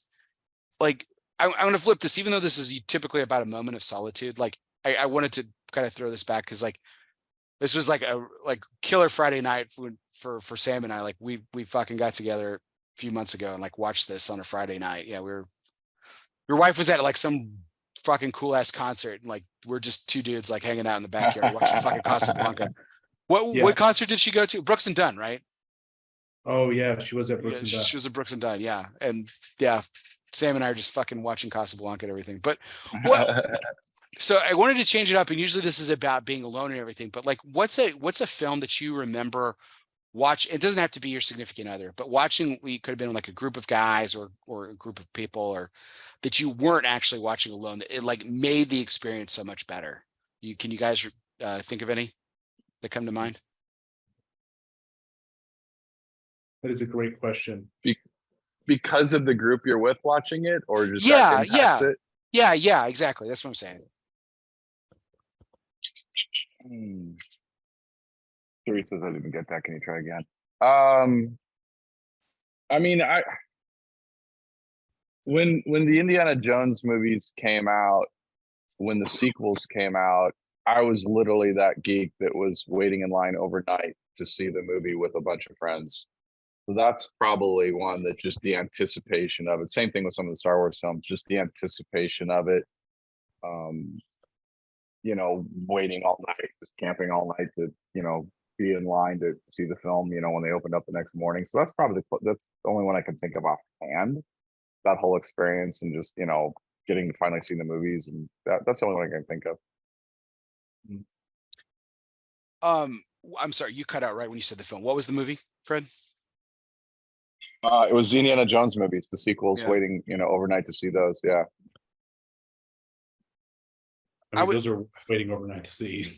Yeah, I have to admit, like I watched them as a kid, but obviously they had come out. Well, the last couple didn't come out and stuff until I was a little bit older and stuff. I did see The Last Crusade in theaters. I think it was too young for me to actually recognize like the impact it was. Like, I mean, they were huge, right, Fred? Like, I mean, they were just as big as like They were. I mean, the first one, especially because no one had seen anything like it. I mean, as far as just an action, if you went out and, you know, got more popcorn, came back and you missed an entire country, you know, especially the first movie. But yeah, they were big. I mean, Star Wars were big. You know, when Star Wars after the first one, I mean, just, you know, when sequels came out, those were huge. I can't think of anything that drew that much attention as those two sets of movies did. Yeah, Sam, we'll get to yours in just a second, but yeah, I think that's a really good observation. Like, I mean, COVID has killed a lot of movie going. I feel like it's starting to pick back up again in theaters and stuff. I want to say the last, you know, the movie that just came out, Top Gun, you know, Maverick, is probably the only one that I can think of that people were like genuinely excited to see in like the last 20 years. Like even the Marvel ones, as they keep getting bigger and bigger and stuff, like I think people were going to them. Like it was like, hey, I'm going to go see that film. But it was like, no one was like waiting to go to like a midnight screening. Like I remember doing the midnight screening of like Two Towers. I remember doing the midnight screening of like a couple other films too in my like late teens and early 20s. But that just seemed to kind of like die. And I can't think of anything like that's probably had the significance that like the Indiana Jones films did, or what I'm sure like the Star Wars were and stuff like that. I mean, can you guys think of any? They were like, holy shit, I'm waiting in line. I'm going to see this at midnight. I honestly don't think so. I was one of the guys who saw Avengers Infinity War the day of that midnight first day, and it was nuts. And that was one I remember because big group of us went to go see it, and it was like an experience because we all got to go see it together. That was one, but nothing like to that scale. I've got a couple picks for my movie I saw with friends, but I mean, I don't think anything as recent has been to the scale of like those Star Wars premieres that you see footage of today of the people waiting in line for hours and hours. We didn't see it opening week. Well, we might have saw it opening weekend. We didn't see it at midnight. We saw like an afternoon showing or whatever. But a couple of buddies and I from the cigar shop, we're all history nerds, went and saw Dunkirk opening weekend, and that was fucking incredible. And that's. I own that movie on DVD. I got to be honest. I've seen it like twice since I've seen it in the theaters, mostly because like that is a film that does not translate to the TV screen. Yeah. Like a lot of these other films, like you can just watch, like I would have loved to see Casablanca on a fucking big screen. Like if Movie Tavern or anything ever does, like I'm sure they will or have. If I ever catch wind of that, like Sam, I'm fucking calling you up. We're gonna go watch fucking Casablanca on the big screen. Like I want to do that, but it's like I can watch that shit on my fucking phone, and it kills. Like it's awesome. So like it really doesn't matter. But like Dunkirk is one of those things. Like you had to see it you saw it in the big screen. It just like it doesn't do it justice. Yeah, one of I would mine. say Saving Private Ryan is the same way though. I mean, that's a big screen TV that just the Saving Private Ryan, the way they just desensitize you in the first 12 minutes or whatever it is, then you're just all in on the storyline going forward on that. And some of those just but I mean, I'd say now there's maybe 3 films a year, if that I'm like, oh, I want to go catch this, because one, I don't want to wait and I don't want spoilers or something, or I think it's going to be better on big screen. It's just, there's not too much of that now. And the technology there at home. I mean, we all have, relatively flat panel TVs and good sound systems, and a lot of them you can just watch at home. See, I will say this isn't one of mine that with friends, but Oppenheimer on the big screen, you got to see it on the big screen. Okay. Don't Yeah, think that's it what I've heard. translates as well to a TV. But one of mine that I specifically remember going to see this movie with my cousins, because I have a gigantic family. We all got together Thanksgiving or whatever it was, and went to see, was Mad Max Fury Road on the big screen. Oh shit. That movie was unbelievable. Now it does not translate. I mean, I think it's a good movie, but it doesn't translate to a TV like it did Mhm. full blast on the big screen. And even though at the time, I hadn't seen the original Mad Maxes, but it didn't matter. But the other one, I specifically remember, me and my best friend in high school were, huge Lord of the Rings fans. So they announced The Hobbit was coming out, and we're like, oh my God, this is the greatest thing in the world. So of course, we both read the book, and we were like ultra hyped going into this movie. And it was like, I remember that experience of there being Lord of the Rings on the big screen for the first time in 20 years, whatever it was. Mhm. And it was awesome. Like going to experience that, like with a couple of Yeah. buddies. That's what made that. And now I go back and rewatch the movie, I'm like, this is disappointing. But the experience. What do you, Fred, when's your next visit to Texas? Do you have anything planned? I'll be there in November. I'll be there Okay. for like a couple weeks. My You'll be niece is getting married, and I'll be there. Oh, cool. Well, congratulations for that. Never mind. It'll be too late. Oppenheimer will be out of theaters. Sam, I guess we'll have to go. Maybe you can see it again and just live through it. So apparently it's designed for a special IMAX screen, of which there's only like 8 in the United States or something like that. Like we have one in Florida, but it's farther south Florida or something like that. Apparently there's like a screen it's shot for. So I'd like to catch it on one of those if I can. That'd be cool. Oh, that would be cool. I mean, it's amazing just in theater, but it was like shot on like 80mm. Yeah, but there's only like a half dozen like theater. Like, it was a really small number, whatever it was. Maybe there's 12, but it was like an unusually small number of screens that have the ability to show it like that. But I'd like to see it in that format. I will say, seeing it opening weekend, I think it was opening day, the amount of middle school and high school girls walking by in full pink was an experience. Oh yeah. Oh, for Barbie. Barbenheimer. Yeah, it's funny that those two films are competing against each other for like viewership. Hey, Barbie made $1 billion or whatever. It's like the first film in years to do that. Yeah, good for them, man. I really don't have a desire to see it. I'm not opposed to seeing it. Like I'm not like one of those people like, oh, this is crap. Like I hear it's great and like it was a great experience. I have no personal desire to see it.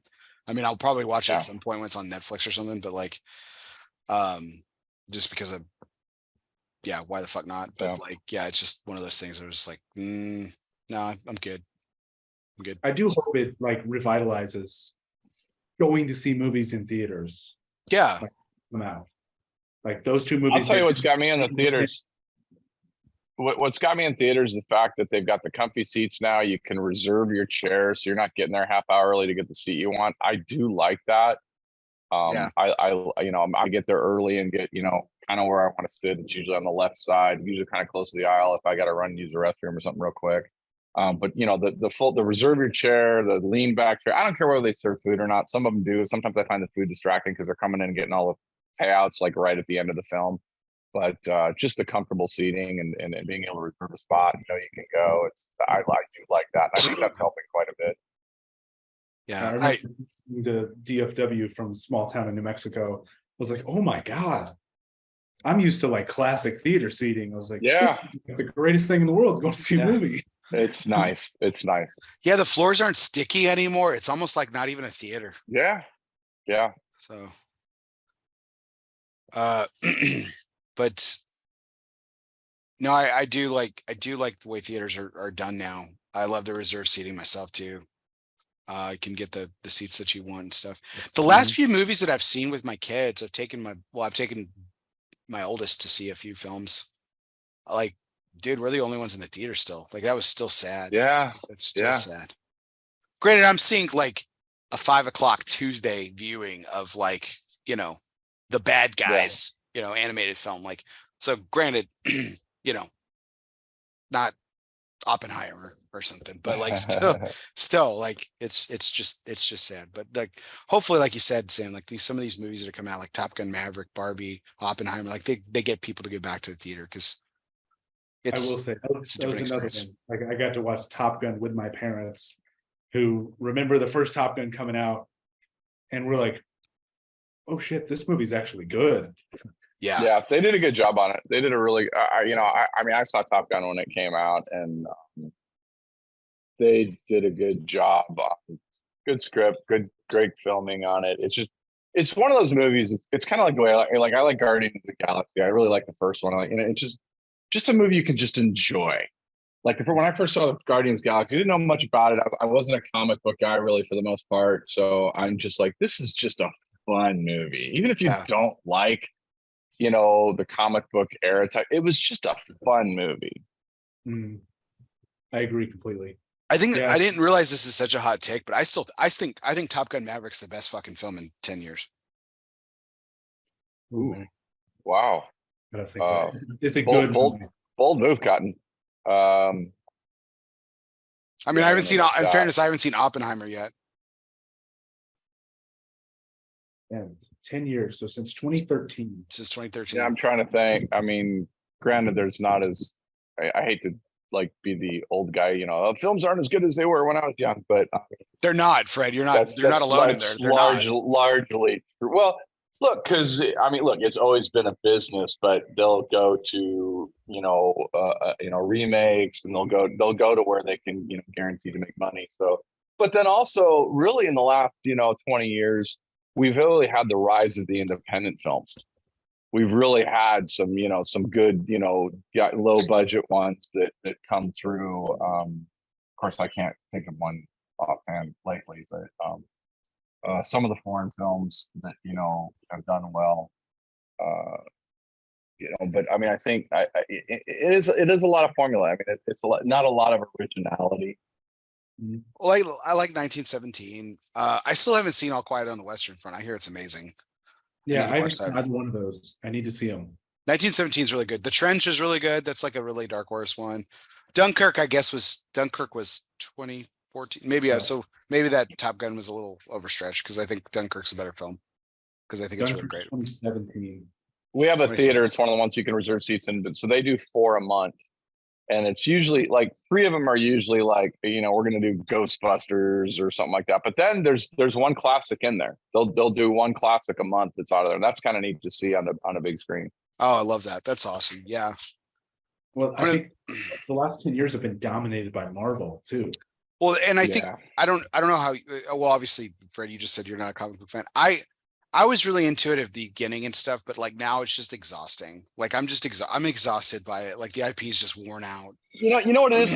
For me, it's like, okay, so the ones that surprised me were like Wonder Woman, Thor, which I thought was going to be horrible, and it was so. But when they get into we're going to have 17 different superheroes, and to me, that your word's exactly right. It's exhausting. It's like, I don't want to follow 50 storylines or the intermix of all of them. And I got that it's fun. The only ensemble one that I probably really liked is I liked X-Men when it came through. I thought that was different. Yeah. But now, I mean, That and then was now the so whole the before this. multiverse thing that like all rules are off and we can do whatever the hell we want now. It's just, Oh yeah, that's where they kind of lost me. Like I was in through like Endgame with like Yeah. the emotional ending yes. of the game. And then they lost me. Granted, I think WandaVision was good and Loki was good. WandaVision's great. I think they hit the mark on those 2 shows. Yeah, WandaVision's good. I've watched some of those episodes. Like it's really well made. They're It really is. well made. But I also think superhero movies, they have not surpassed the standard that is The Dark Knight in 2008. Yeah. Well, That yeah, movie I love The so Dark good. Knight. I love Batman Begins. I think the first one is like really, really great. I Yeah. know we're planning on doing a Batman one at some point, a Batman, show one of these things and stuff. But like but I'm a big fan of the original Iron Man, but that's Downey. That's not Marvel. That's Oh, yeah. that's Yeah. like that's all Downey that makes that like that character. Well, It's just like, the original, the first batches of Spider-Man, I like. Now I could care less. I mean, I don't care. yeah, I mean, Tom Holland's a fun guy. But Yeah. yeah, I like, but like Yeah. the Toby to me, Spider-Man, Toby Maguire, that one, that it's still like, I still like it. I Yeah. still like it more. I just do. I will say the latest Spider-Man they did, where they had Toby come back, Oh yeah. that was pretty good. Now Yeah. a lot of the movies recently have just been misses, but that one they did. I don't think those are generally characters that we get to see evolve through movie after movie after movie. They were never meant that way. They were never. I mean, so you're trying to bring a story arc to a character that you're really having to reach to force them into other situations. I think in a lot of cases. Yeah, and I think the one that they've done well with the 3-movie arc was Guardians. I think James Gunn hit the mark on all 3 of those movies. Yeah, it's That really one was like dark and emotional, and it was like, wow. After I went and saw the latest Thor movie, and it was like, wow, this is just well, the last Guardians is like, wow. I mean, just the whole origin story, with the raccoon type thing. It's just, which is a raccoon. Turns out, it's just the whole origin story on that is like, it's dark and it's sad, and you're like, wow. But I mean, yeah, I want to be entertained, or I want something historical. And just like I said, some of the Marvel ones and the DC ones right now, I'm just like, I don't really care. There's just too much going on.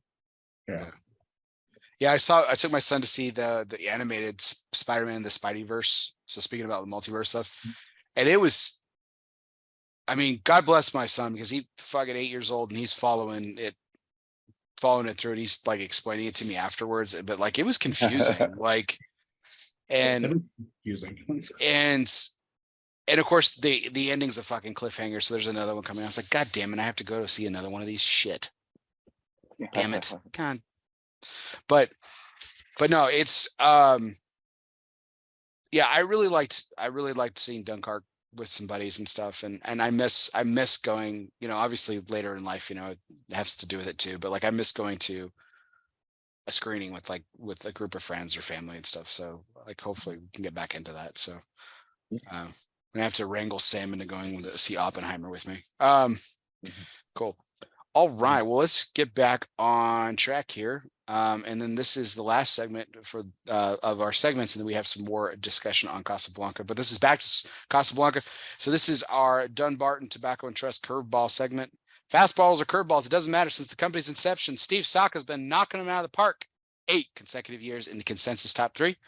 Congratulations to our good friend, Mr. Steve Saka. So this film actually had a different title, an original title.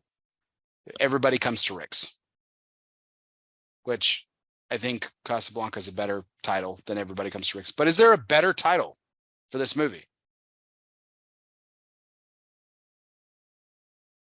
I've been thinking about that, because you sent this out, like right before I was going to watch the movie, in preparation for the show, and I can't think of it. It's so iconic. Casablanca, right? I wanted to think of another one that's, it's one word and it gets the essence of the film. Well, it was originally a theater play, so like everybody, and again, it was all set in the bar, and so like, it was, of course, Everybody Comes to Rick's is an appropriate title, but I think they kind of like, they took that concept and they made it with Casablanca. Casablanca is the place that nobody can escape, essentially. And I think, the original was supposed to all be at the bar, and you miss a great scene at the airport if it's all at the bar. Yeah. And like, where does the movie end if not at the airport? Yeah, if Strasser gets killed in Rick's, it's like, it's not as cool. Yeah. It's just not as cool. I do like that we get one last visit at Rick's though before we go to the airport. That's still pretty cool. So yeah, I couldn't think of another. I was hoping you guys would come up with something. So this segment, obviously, sorry, Steve, this segment kind of falls a little bit on the dull side, but I couldn't think of another title. I couldn't even think of another title. Like, what else do you call it? like let alone a better title. Well, they would have had to go with some, romantic type, drawn out one. But Casablanca was one where you knew it was, set in the United States. You knew it was foreign. It was a mystery Yeah. going on there. I mean, it just encapsulated everything. Cool. All right. All right. So we have some debate discussion items here. I think, and we can kind of lead into nitpicks and stuff a little bit later here in just a little bit. But here's a question I like to ask. I've wanted to ask this. So they actually don't talk about this specifically because they couldn't come up with a reason. But I'm going to ask us to come up with a reason. Why can't Rick return to America? What did he do? He says it was a combination of all three. I don't know if that was a joke, throwaway line. Maybe it's true. I don't know. What did Rick do that he can't go back to America? Wrong answers. I mean, yeah. I mean, he murdered somebody. You have to make something up. I mean, because there really is no answer to it. I mean, when you talk to, or when the interviews, the Epstein brothers, I mean, they say they couldn't come up with one. They couldn't come up with a reason, so they just didn't address it. And I think that, in retrospect, it adds to the whole mystery that's Rick. Yeah. You get parts of it, you get to know a little bit of his past, but you never get to know all of it. And I think in the end of the day, that was probably the right way to do it. Not, everything's easy looking back, but I mean, anything they would have come up with probably would have been disappointing. In your mind, they left it to you, so everybody can come up with their own thing that they can do the backstory for Rick. So, it's really one of those rare situations that not knowing the origin of it is really better. Yeah. I tend to agree. I mean, I could come up with some nonsense answer, but I love that they left it a mystery, that they didn't pick a solid reason why he can't go back to America. Because it's almost, you don't know if he can't or if he just doesn't want to. Like he left something behind that, he could go back, but it was like, there's like trauma there and he can't return to the trauma. You don't really know what it is. Well, I thought about this and then I immediately dismissed it because basically as we've discovered in the film, like Ilsa is his one true love, right? So like I thought maybe like he, killed his like ex-wife's lover or something like that. But then like that doesn't make sense because like his Ilsa is his one true love. So like, yeah, that just like I immediately dismissed that when I kind of thought about it. But yeah, I love that they keep it a mystery. I can't think of anything like to your point, Fred, like and to the Epstein's point, like I can't think of something that would be good enough. That like if we had heard it, like if we actually did know, it'd be like, oh, that sucks. That's stupid. That's a dumb reason. So yeah, I don't even know. Because even you could say he's like disillusioned with the isolationism of the United States. It's like, no, he's bought into it. His whole I stick my neck out for nobody. Yeah. So yeah, I really don't know. I love that they're going to address it. Okay. So when Laszlo asks Rick initially for the letters of transit, he offers him 100,000 francs. He says, if I can raise 100,000 francs, basically.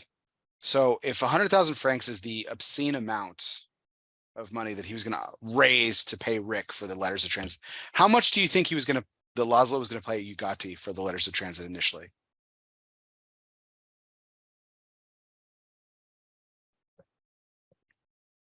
A good question. I mean, I was trying to look up what 100,000 francs was worth in 1942 in Vichy, France, and I had a really hard time finding an answer in US dollars.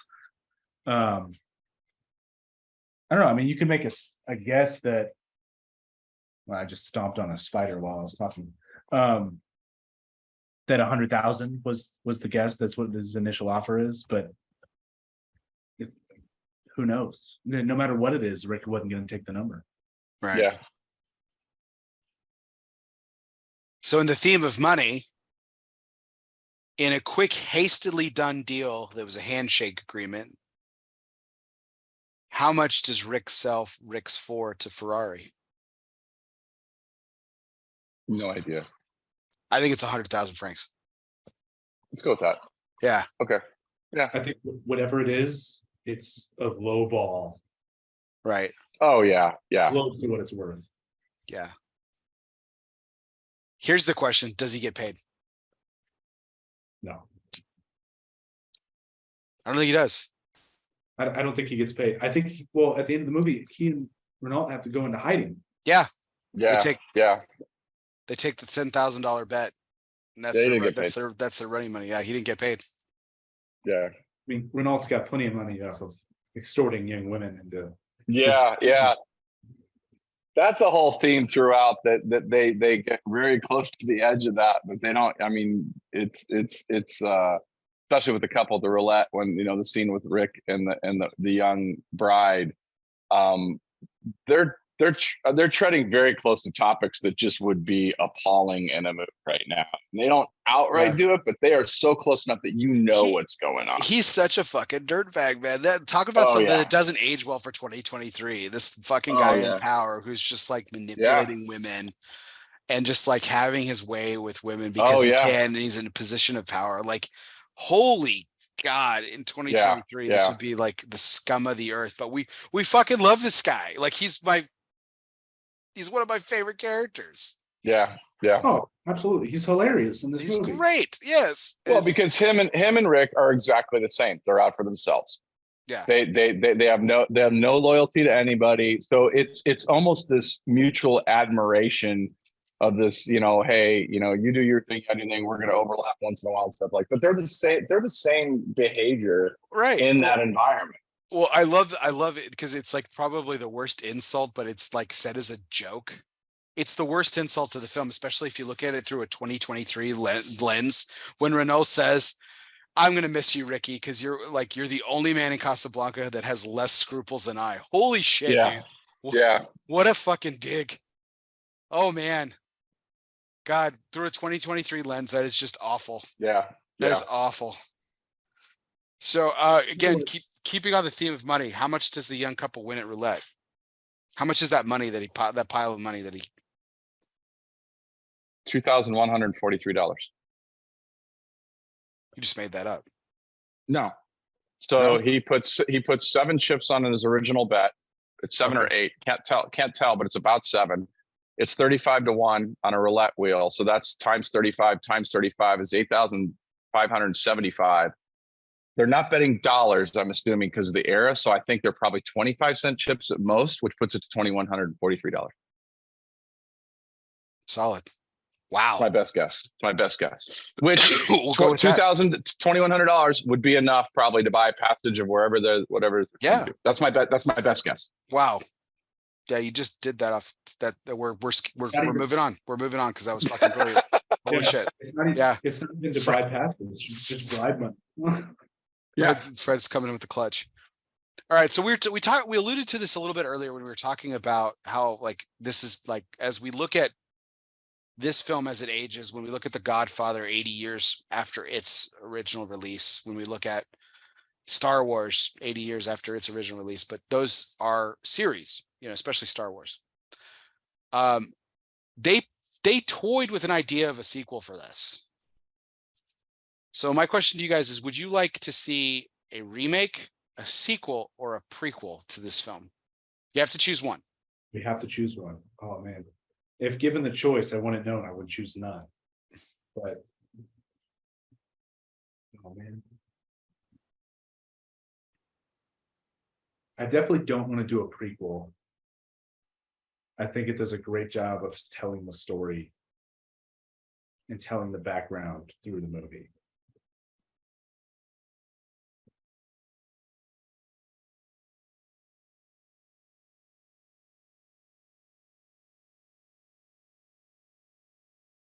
I mean, I don't think it's a movie that can be remade well and live up to it.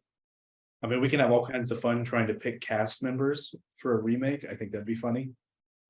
But I mean, I guess a sequel of Renault and Rick, the Nazis, would be my pick. I do think it'd be fun if we try to cast a remake, but I'm going with sequel. But with the original cast. Yeah. If we could go back in time. Yes. Brad, gotta pick one. Definitely not prequel. Just because definitely not. I mean, it's not. I just don't think you want the origin of Rick is a mystery, and I think it needs to stay that way because anything is not going to live up to expectations. Sequel would have been interesting with those two, but I don't know if it had weight, so I'm going to go remake. Oh, And honestly, the only person I could think of in modern day that I think that could have done that role, and I think you really need to go back about 20 years for this actor, is I think Harrison Ford could have done that role well. ooh, I like that. Holy shit. Yeah. Because he's definitely that gruff, can be harsh, but can show a heart in there. I think, you take Harrison Ford back about 20 years. I'm not sure, we can go through other cast members and that would take forever, I guess. But when I saw that on the notes, I'm just like, I think Harrison Ford definitely is of that same makeup that could have played that role about 20 years ago when he was just a little bit younger. But I think he could have done that. I see him in that role. I see his attitude. I see his sarcasm in that role. I think if anybody could have done a remake, and if it could have been done well, look, it's almost impossible to do it well, but I think he could have done it. I'll throw you a sidekick for Harrison Ford. Gabriel Byrne is Renault. It's either that or Gerard Depardieu. It's one of those guys. It's either Byrne or Gerard. The skinnier Gerard Yeah. Depardieu. Yeah. Yeah. Like Renault, who could be?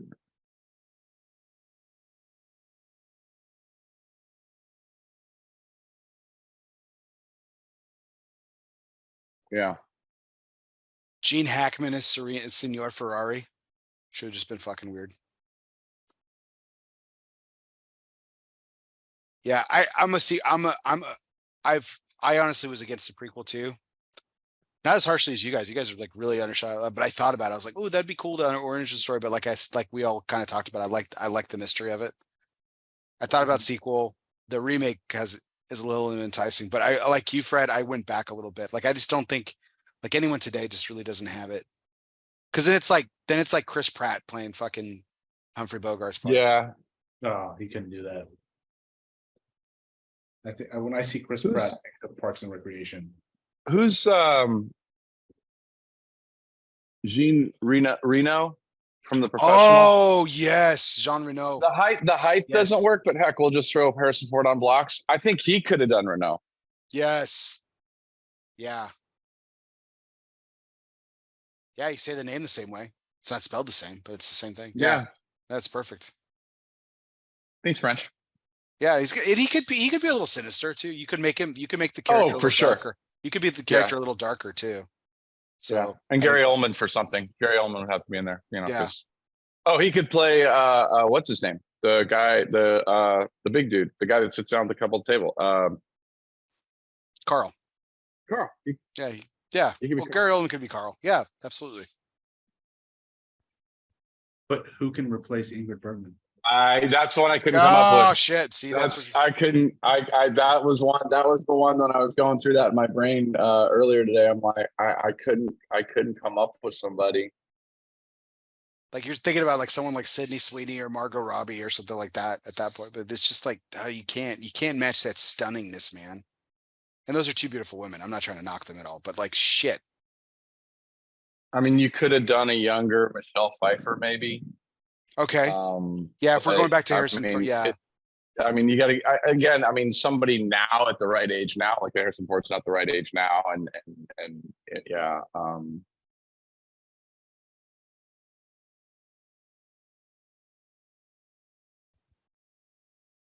Yeah. I don't know.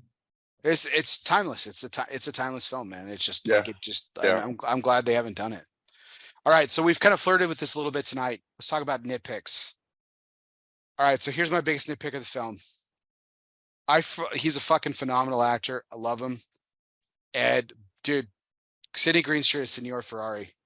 Who the fuck is this guy? So Ferrari, he's Italian, right? But he's like traipsing around Casablanca with the fez on, Yeah. hanging out with Muslims, doing that bit. So is he Muslim? Is he Italian? Like, I don't get it. Like Signor, which is Spanish. Like, and looks like nothing of those people. Because it's Sidney Greenstreet. I don't know. Like the character is just so like, if there was like one character to extrapolate from this film, but he's a key cog, so you can't really take him out. But he's just such a weird composed character in this film. And he's just my biggest nitpick. I'm like, who the fuck is this guy? I don't get it. All right. Yeah, he's definitely a weird one. My biggest nitpick though is the whole letters of transit. Yeah. Mentioned earlier. It's like, one, they said they're signed by de Gaulle. The Nazis didn't recognize de Gaulle as the leader of France. De Gaulle was in London at this time. He was the leader of the resistance. Two, they would have just killed Laszlo. Yes. Right. Walked up and shot him. Yeah. Like, Carl- at least them. Yeah, Carl says it. that was weird. Yeah. Carl says it. Renault says, "Hey, put Major Strasser at the best table." He's like, "I offered him the best table already, knowing he was German and he would take it anyway." Like, yeah, and then like when they start singing the French anthem over the Germans singing the German song, like the Nazis are just open firing at that point. Like the whole fucking bar is just lit up like a Christmas Yeah, tree. Like yeah. fuck this. Yeah, you think the Nazis are gonna let that slide? Yeah, it becomes a No, scene they from hunt Inglourious him down. Basterds. They hunt him down, and then they're all like, "Oh, we'll meet over at the inspector's office." And oh yeah, we'll do this. I mean, it's like this weird Switzerland. All of a sudden, that the city becomes. My two nitpicks. One is coming from someone that used to do stage stuff and knowing it was a stage thing. The location of Rick's office changes on that set a little bit. Like it's kind of upstairs on the landing, but then sometimes it's not, and it's a small thing, but it's kind of weird.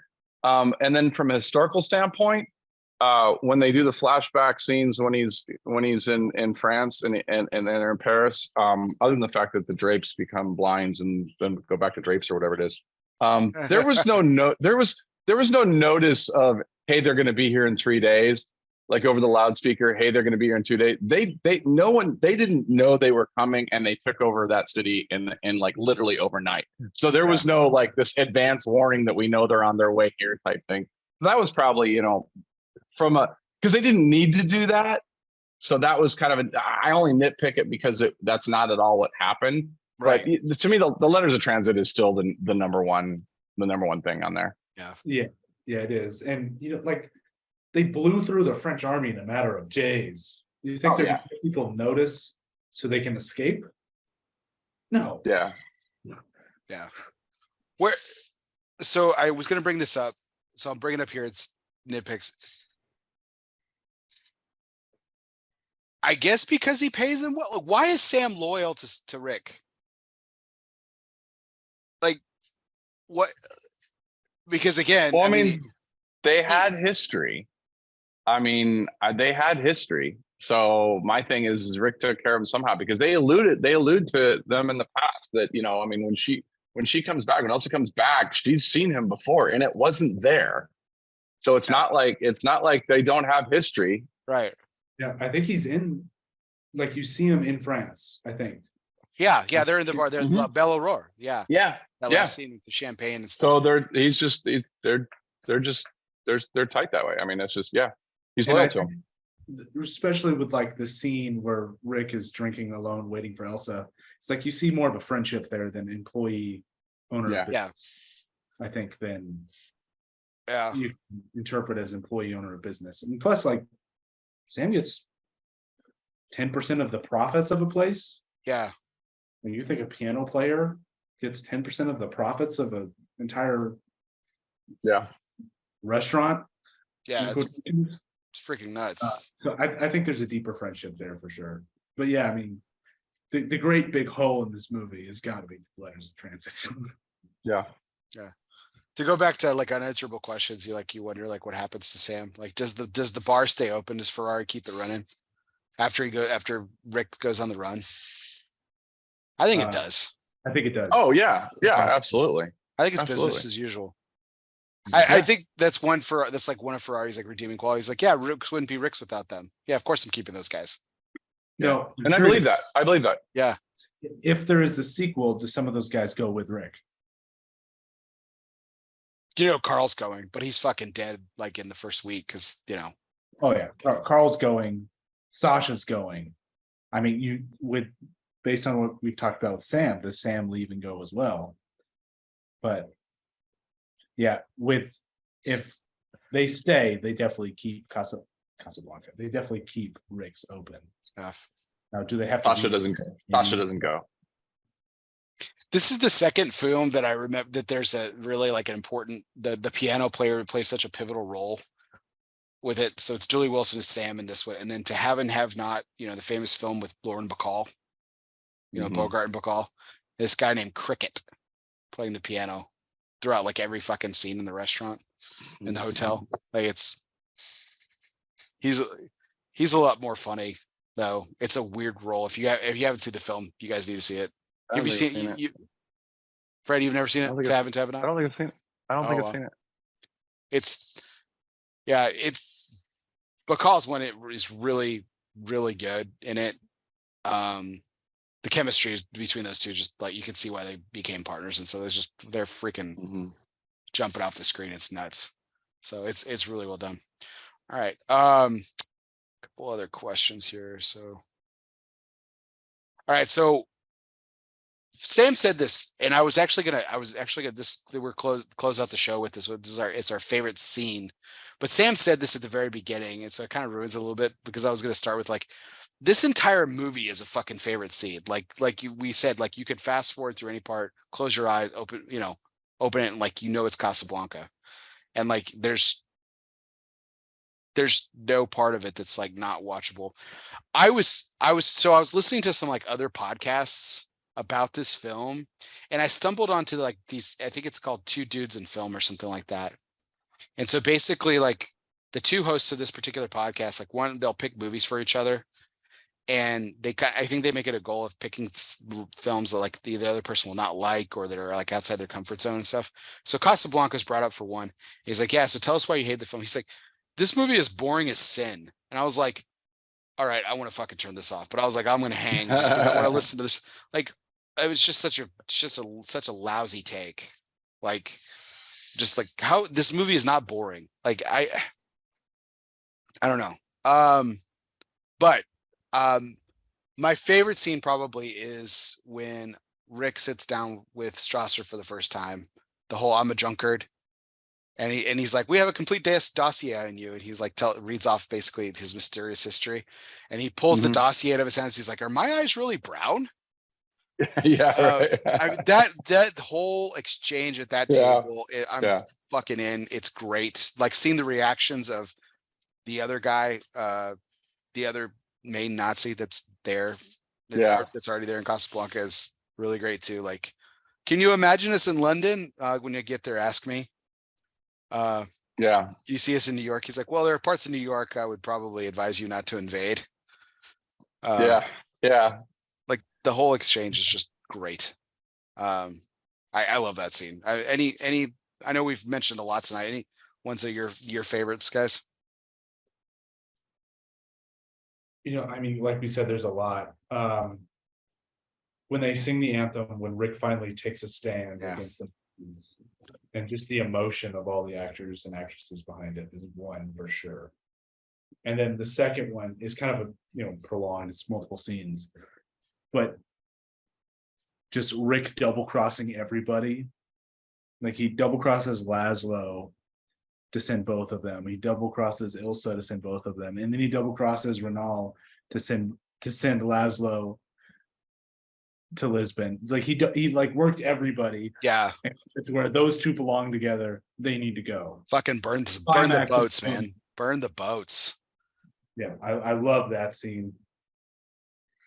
But yeah, that and singing the French anthem when Rick finally he stops his policy of I stick my neck out for nobody. Yeah. Sticks his, Fred, what about you? I mean, like there's so many good scenes, and that's why I think that like to the podcast thing, I think it's boring. I mean, you have to listen to the dialogue. It's a dialogue. Like this isn't an action film of swashbuckling or anything. You have to listen to the dialogue because the line's really good. It's hard to pick one. The airport scene or parts of the airport with Renal and Rick, you don't know how it's going to go down. You don't know when you first see it. You don't know. I mean, you've led all the way up to this, and you just don't know who's going to turn on who. And then the fact that they both just leave together, to me, is just it's a great moment of them, agree to disagree, and we're both doing our jobs, or we're both playing to our character. But at the end of the day, we need or want to have each other around. I like that scene a lot. I mean, the whole double cross thing is really cool. The classic her flying off and stuff is good. But I like their relationship throughout the whole movie. I like Rick and Reynolds' relationship through the whole thing. I think it's an interesting story arc for both of them. The airport scene is obviously classic, and it gets all the she goes off and all that stuff, which I did read the thing that showed the thing that they couldn't film at the airport at night. Yeah, because So they actually during war. Yeah. Yeah, it was one of the times, and they did this in M2 where they had forced perspective, where in the background the plane's actually made out of cardboard, and they hired little people to walk around in the background so it looked like they were in the distance when in reality they weren't. It was a cardboard plane with little people walking in front of it. It looked like the crew that's working on the plane. And you'd have no way of knowing. There weren't like jumpsuits or whatever, so you'd have no way of knowing. But I just think that's a really cool fact. Why does he call Strasser? Why does Renault call Strasser? This is the biggest one. This is another thing I forgot to mention. It's just, I don't think Renault has like made that transition yet. He hasn't made the decision. Yeah. This is the Decision. thing. That's what I love about the scene, though. It's at the very, very end that he finally chooses a path. Yeah. Because like he says earlier in the movie, it's like, where's your loyalty? He's like, oh, my loyalty goes with the wind, or whatever he says. Yeah. He goes with Prevailing wind is Vespucci. Yeah. Yeah. God. He finally takes a stand at the end, where he's like, round up the usual suspects. Yeah. So there's a lot of, I think there's a lot of dumb moves in this film. Like Ugati, like fucking opening firing in the bar, thinking he can get away. Like if Rick's going to help him or not, like even if he's like pinning his hopes on Rick helping him, like how the fuck's he getting out of there? Like that's just pure desperation. Like just stupid. Laszlo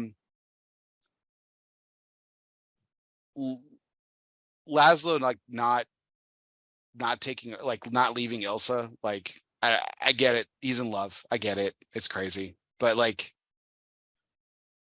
I don't know. If I find out about my wife and fucking Rick in the middle of that film, like he does, which I don't know if he actually figures it out till the end, because he just seems pretty dense in that regard. Like he's so intently and focused on like the resistance. Like I don't think he's stupid. I think he's just so intently focused on it, and that's how they kind of write it. But I'm just like, how have you not put those 2 points together at this point? Like until he's like at the bar, he's fixing his arm. He's like, yeah, you need to take my wife. Like you need, yes, I love her that much. It's crazy. But the dumbest move in the whole fucking film is Strasser goes to the airport by himself.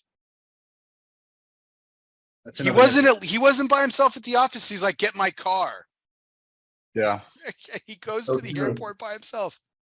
Another it's like the Germans had this they had Rommel's army in freaking North Africa. But no, he goes to stop him all on his own. Yeah. The arrogance of the Third Reich. I don't know how to chalk that one up. That's just crazy. Yeah. Because you'd think like you would want an audience. Like I'm finally going to catch the famed Victor Laszlo. I'm going to do this.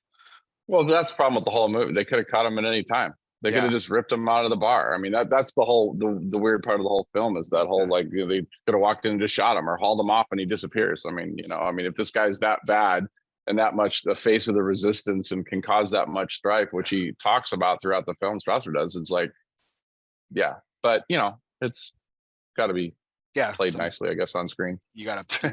That's the other crazy thing about this film is at this point when this movie was released, we did not know who was going to win this war. Yeah. Mm-hmm. This war was not over. They were locked in Stalingrad against the Russians. Were the Russians going to fold? Yeah. Yeah, you're right. Did we beat the Germans? Yeah. You're right. Oh. Yeah. That's the other It's crazy. a moment in time that we have no idea how it's going to play out. That's a good point. What about the Japanese? Yeah, the whole thing, like it's just crazy. Yeah. Any final thoughts, guys? No, I mean, I think, like I said, it's in my top 40.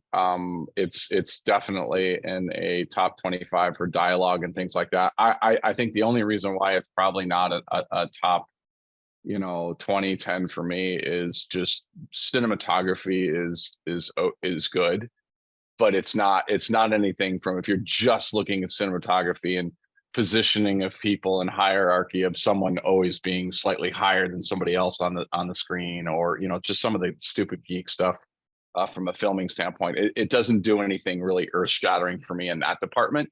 But as far as dialogue, and it's funny when you do a show like this, you start going through the dialogue. There's so many good lines in the film that are just so easy to miss. Yeah, I put it up there in terms of writing. Like I put it up there like with like basically like Aaron Sorkin.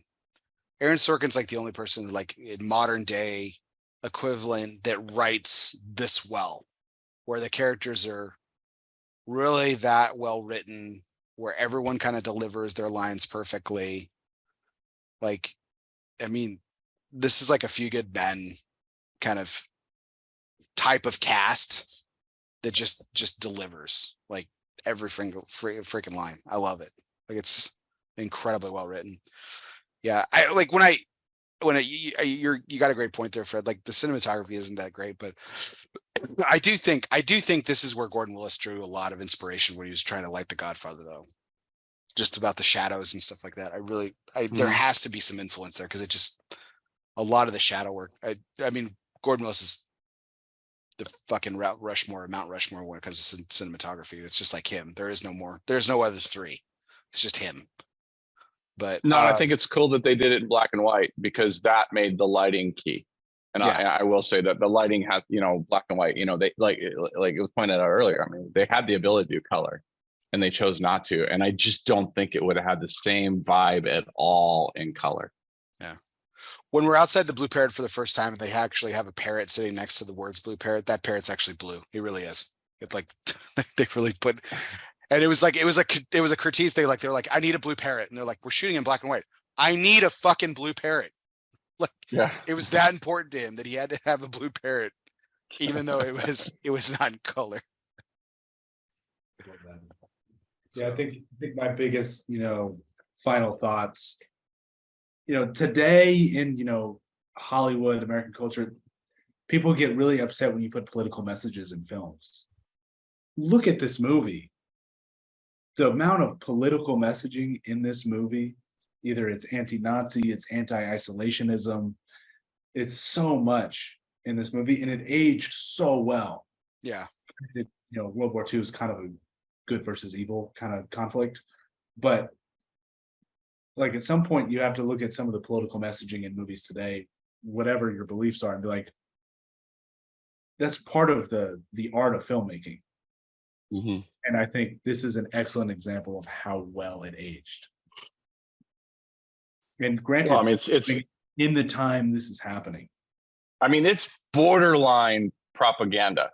It is. I mean, it's borderline speaking to everybody that's sitting on the sideline that doesn't want to get into the fight. You have to make a decision, because you look at both Renault and you look at Rick, and they both had to make a decision. It's borderline, that's the thing. We weren't alive then, but at that moment, imagine being somebody, particularly the United States, and imagine seeing that and being influenced by the main character making a decision to get involved. I mean, that's pretty strong. Yeah. Like I was fast forward to your point, Sam. This is something I was going to mention too, so I'm glad you brought it up. But like you fast forward that to today, like you think about like how a lot of films that are being made are like for showing the different perspective of history in a lot of ways. Again, not to get political, but a lot of ways showing a leftist look, like leftist lens, in film, like historically speaking. Like even like Zero Dark 30, which was very much a like hey, we killed Osama bin Laden. That's great. Like the opening scenes are all about the torture that we did, which is very that's very eye opening for a lot of people. So like that's you can't even put them on the same wavelength as this. Like you said, Fred, this is like borderline propaganda of like, hey, choose a side. Are you one of this, or are you one of us, or are you one of them? I was reading about the film and the release of it. And it's like they did not expect this movie to be successful. They thought it would be received as just another propaganda film. Yeah. Well, like theaters were fucking pumping out 80 films a year. Like they're not doing that now. No. Production companies were putting like 80 films a year, and this is just another one in the till, Yeah, only Netflix is doing that now. Yeah. Right. No, but good stuff. I absolutely love this film. Thank you guys so much for getting on here and celebrating 80 years of Casablanca. It's fantastic. We'll have to come up. We have our nerd one with our final installment of Lord of the Rings in the fall. We're going to be doing that. So I know Sam's really excited about that. So we'll have to come up with another one for the spring next year. We did this one a little bit later than we originally intended, but we'll have to come up with another one. So I'm looking forward to that. It'll be good stuff. So Fred, maybe we let you pick. I know the Batman one was your choice, and we can definitely do that. Well, I mean, I think the Batman, I mean, the argument of best Batman, best Bruce Wayne, best parts of each of the films, construct your own perfect film out of it. I mean, I don't know, yeah, but I'm always down for picking apart one single movie too. Yeah, we definitely do that. We're definitely going to do the Batman one. That's going to happen. So stay tuned for all that, guys. So really appreciate everyone. Hey, we got under 3 hours. We did it, guys. We did it. We did under 3 hours. We did it. How about them apples? It's a record. That's a record. So we did go longer than the film. So that we did it justice. We did go longer than the film. I'd be disappointed if we didn't. Yeah. But everyone out there, we do really appreciate those likes, shares, and comments. Keep them coming. Check out our YouTube channel, Illusione Fumar. You can always catch this show every Sunday night on the Illusione Fumar Facebook page live, 9:30 Central, 10:30 Eastern. Calendar of upcoming guests and everything will be coming up soon. We've got some great guest plans, so it's gonna be great shows coming in the next few weeks. And you can always catch us on wherever you listen to podcasts too, whether you're on Apple Podcasts, Podbean, Google Play, iHeartRadio, Spotify, doesn't matter. Wherever you listen to podcasts, be sure you download, subscribe, and review. If you are a subscriber, do me a favor, hit the word unsubscribe and hit the word subscribe again. Really helps my numbers so I can continue to get great guests like my two guests tonight, Fred Rewey and Sam Spencer. Gentlemen, it was an absolute pleasure. Thank you so much for your time. Fred, this was 2 weeks in a row for you. You were prepared to do this last week. So I was out here. I had the wrong week, but I was ready. Yeah.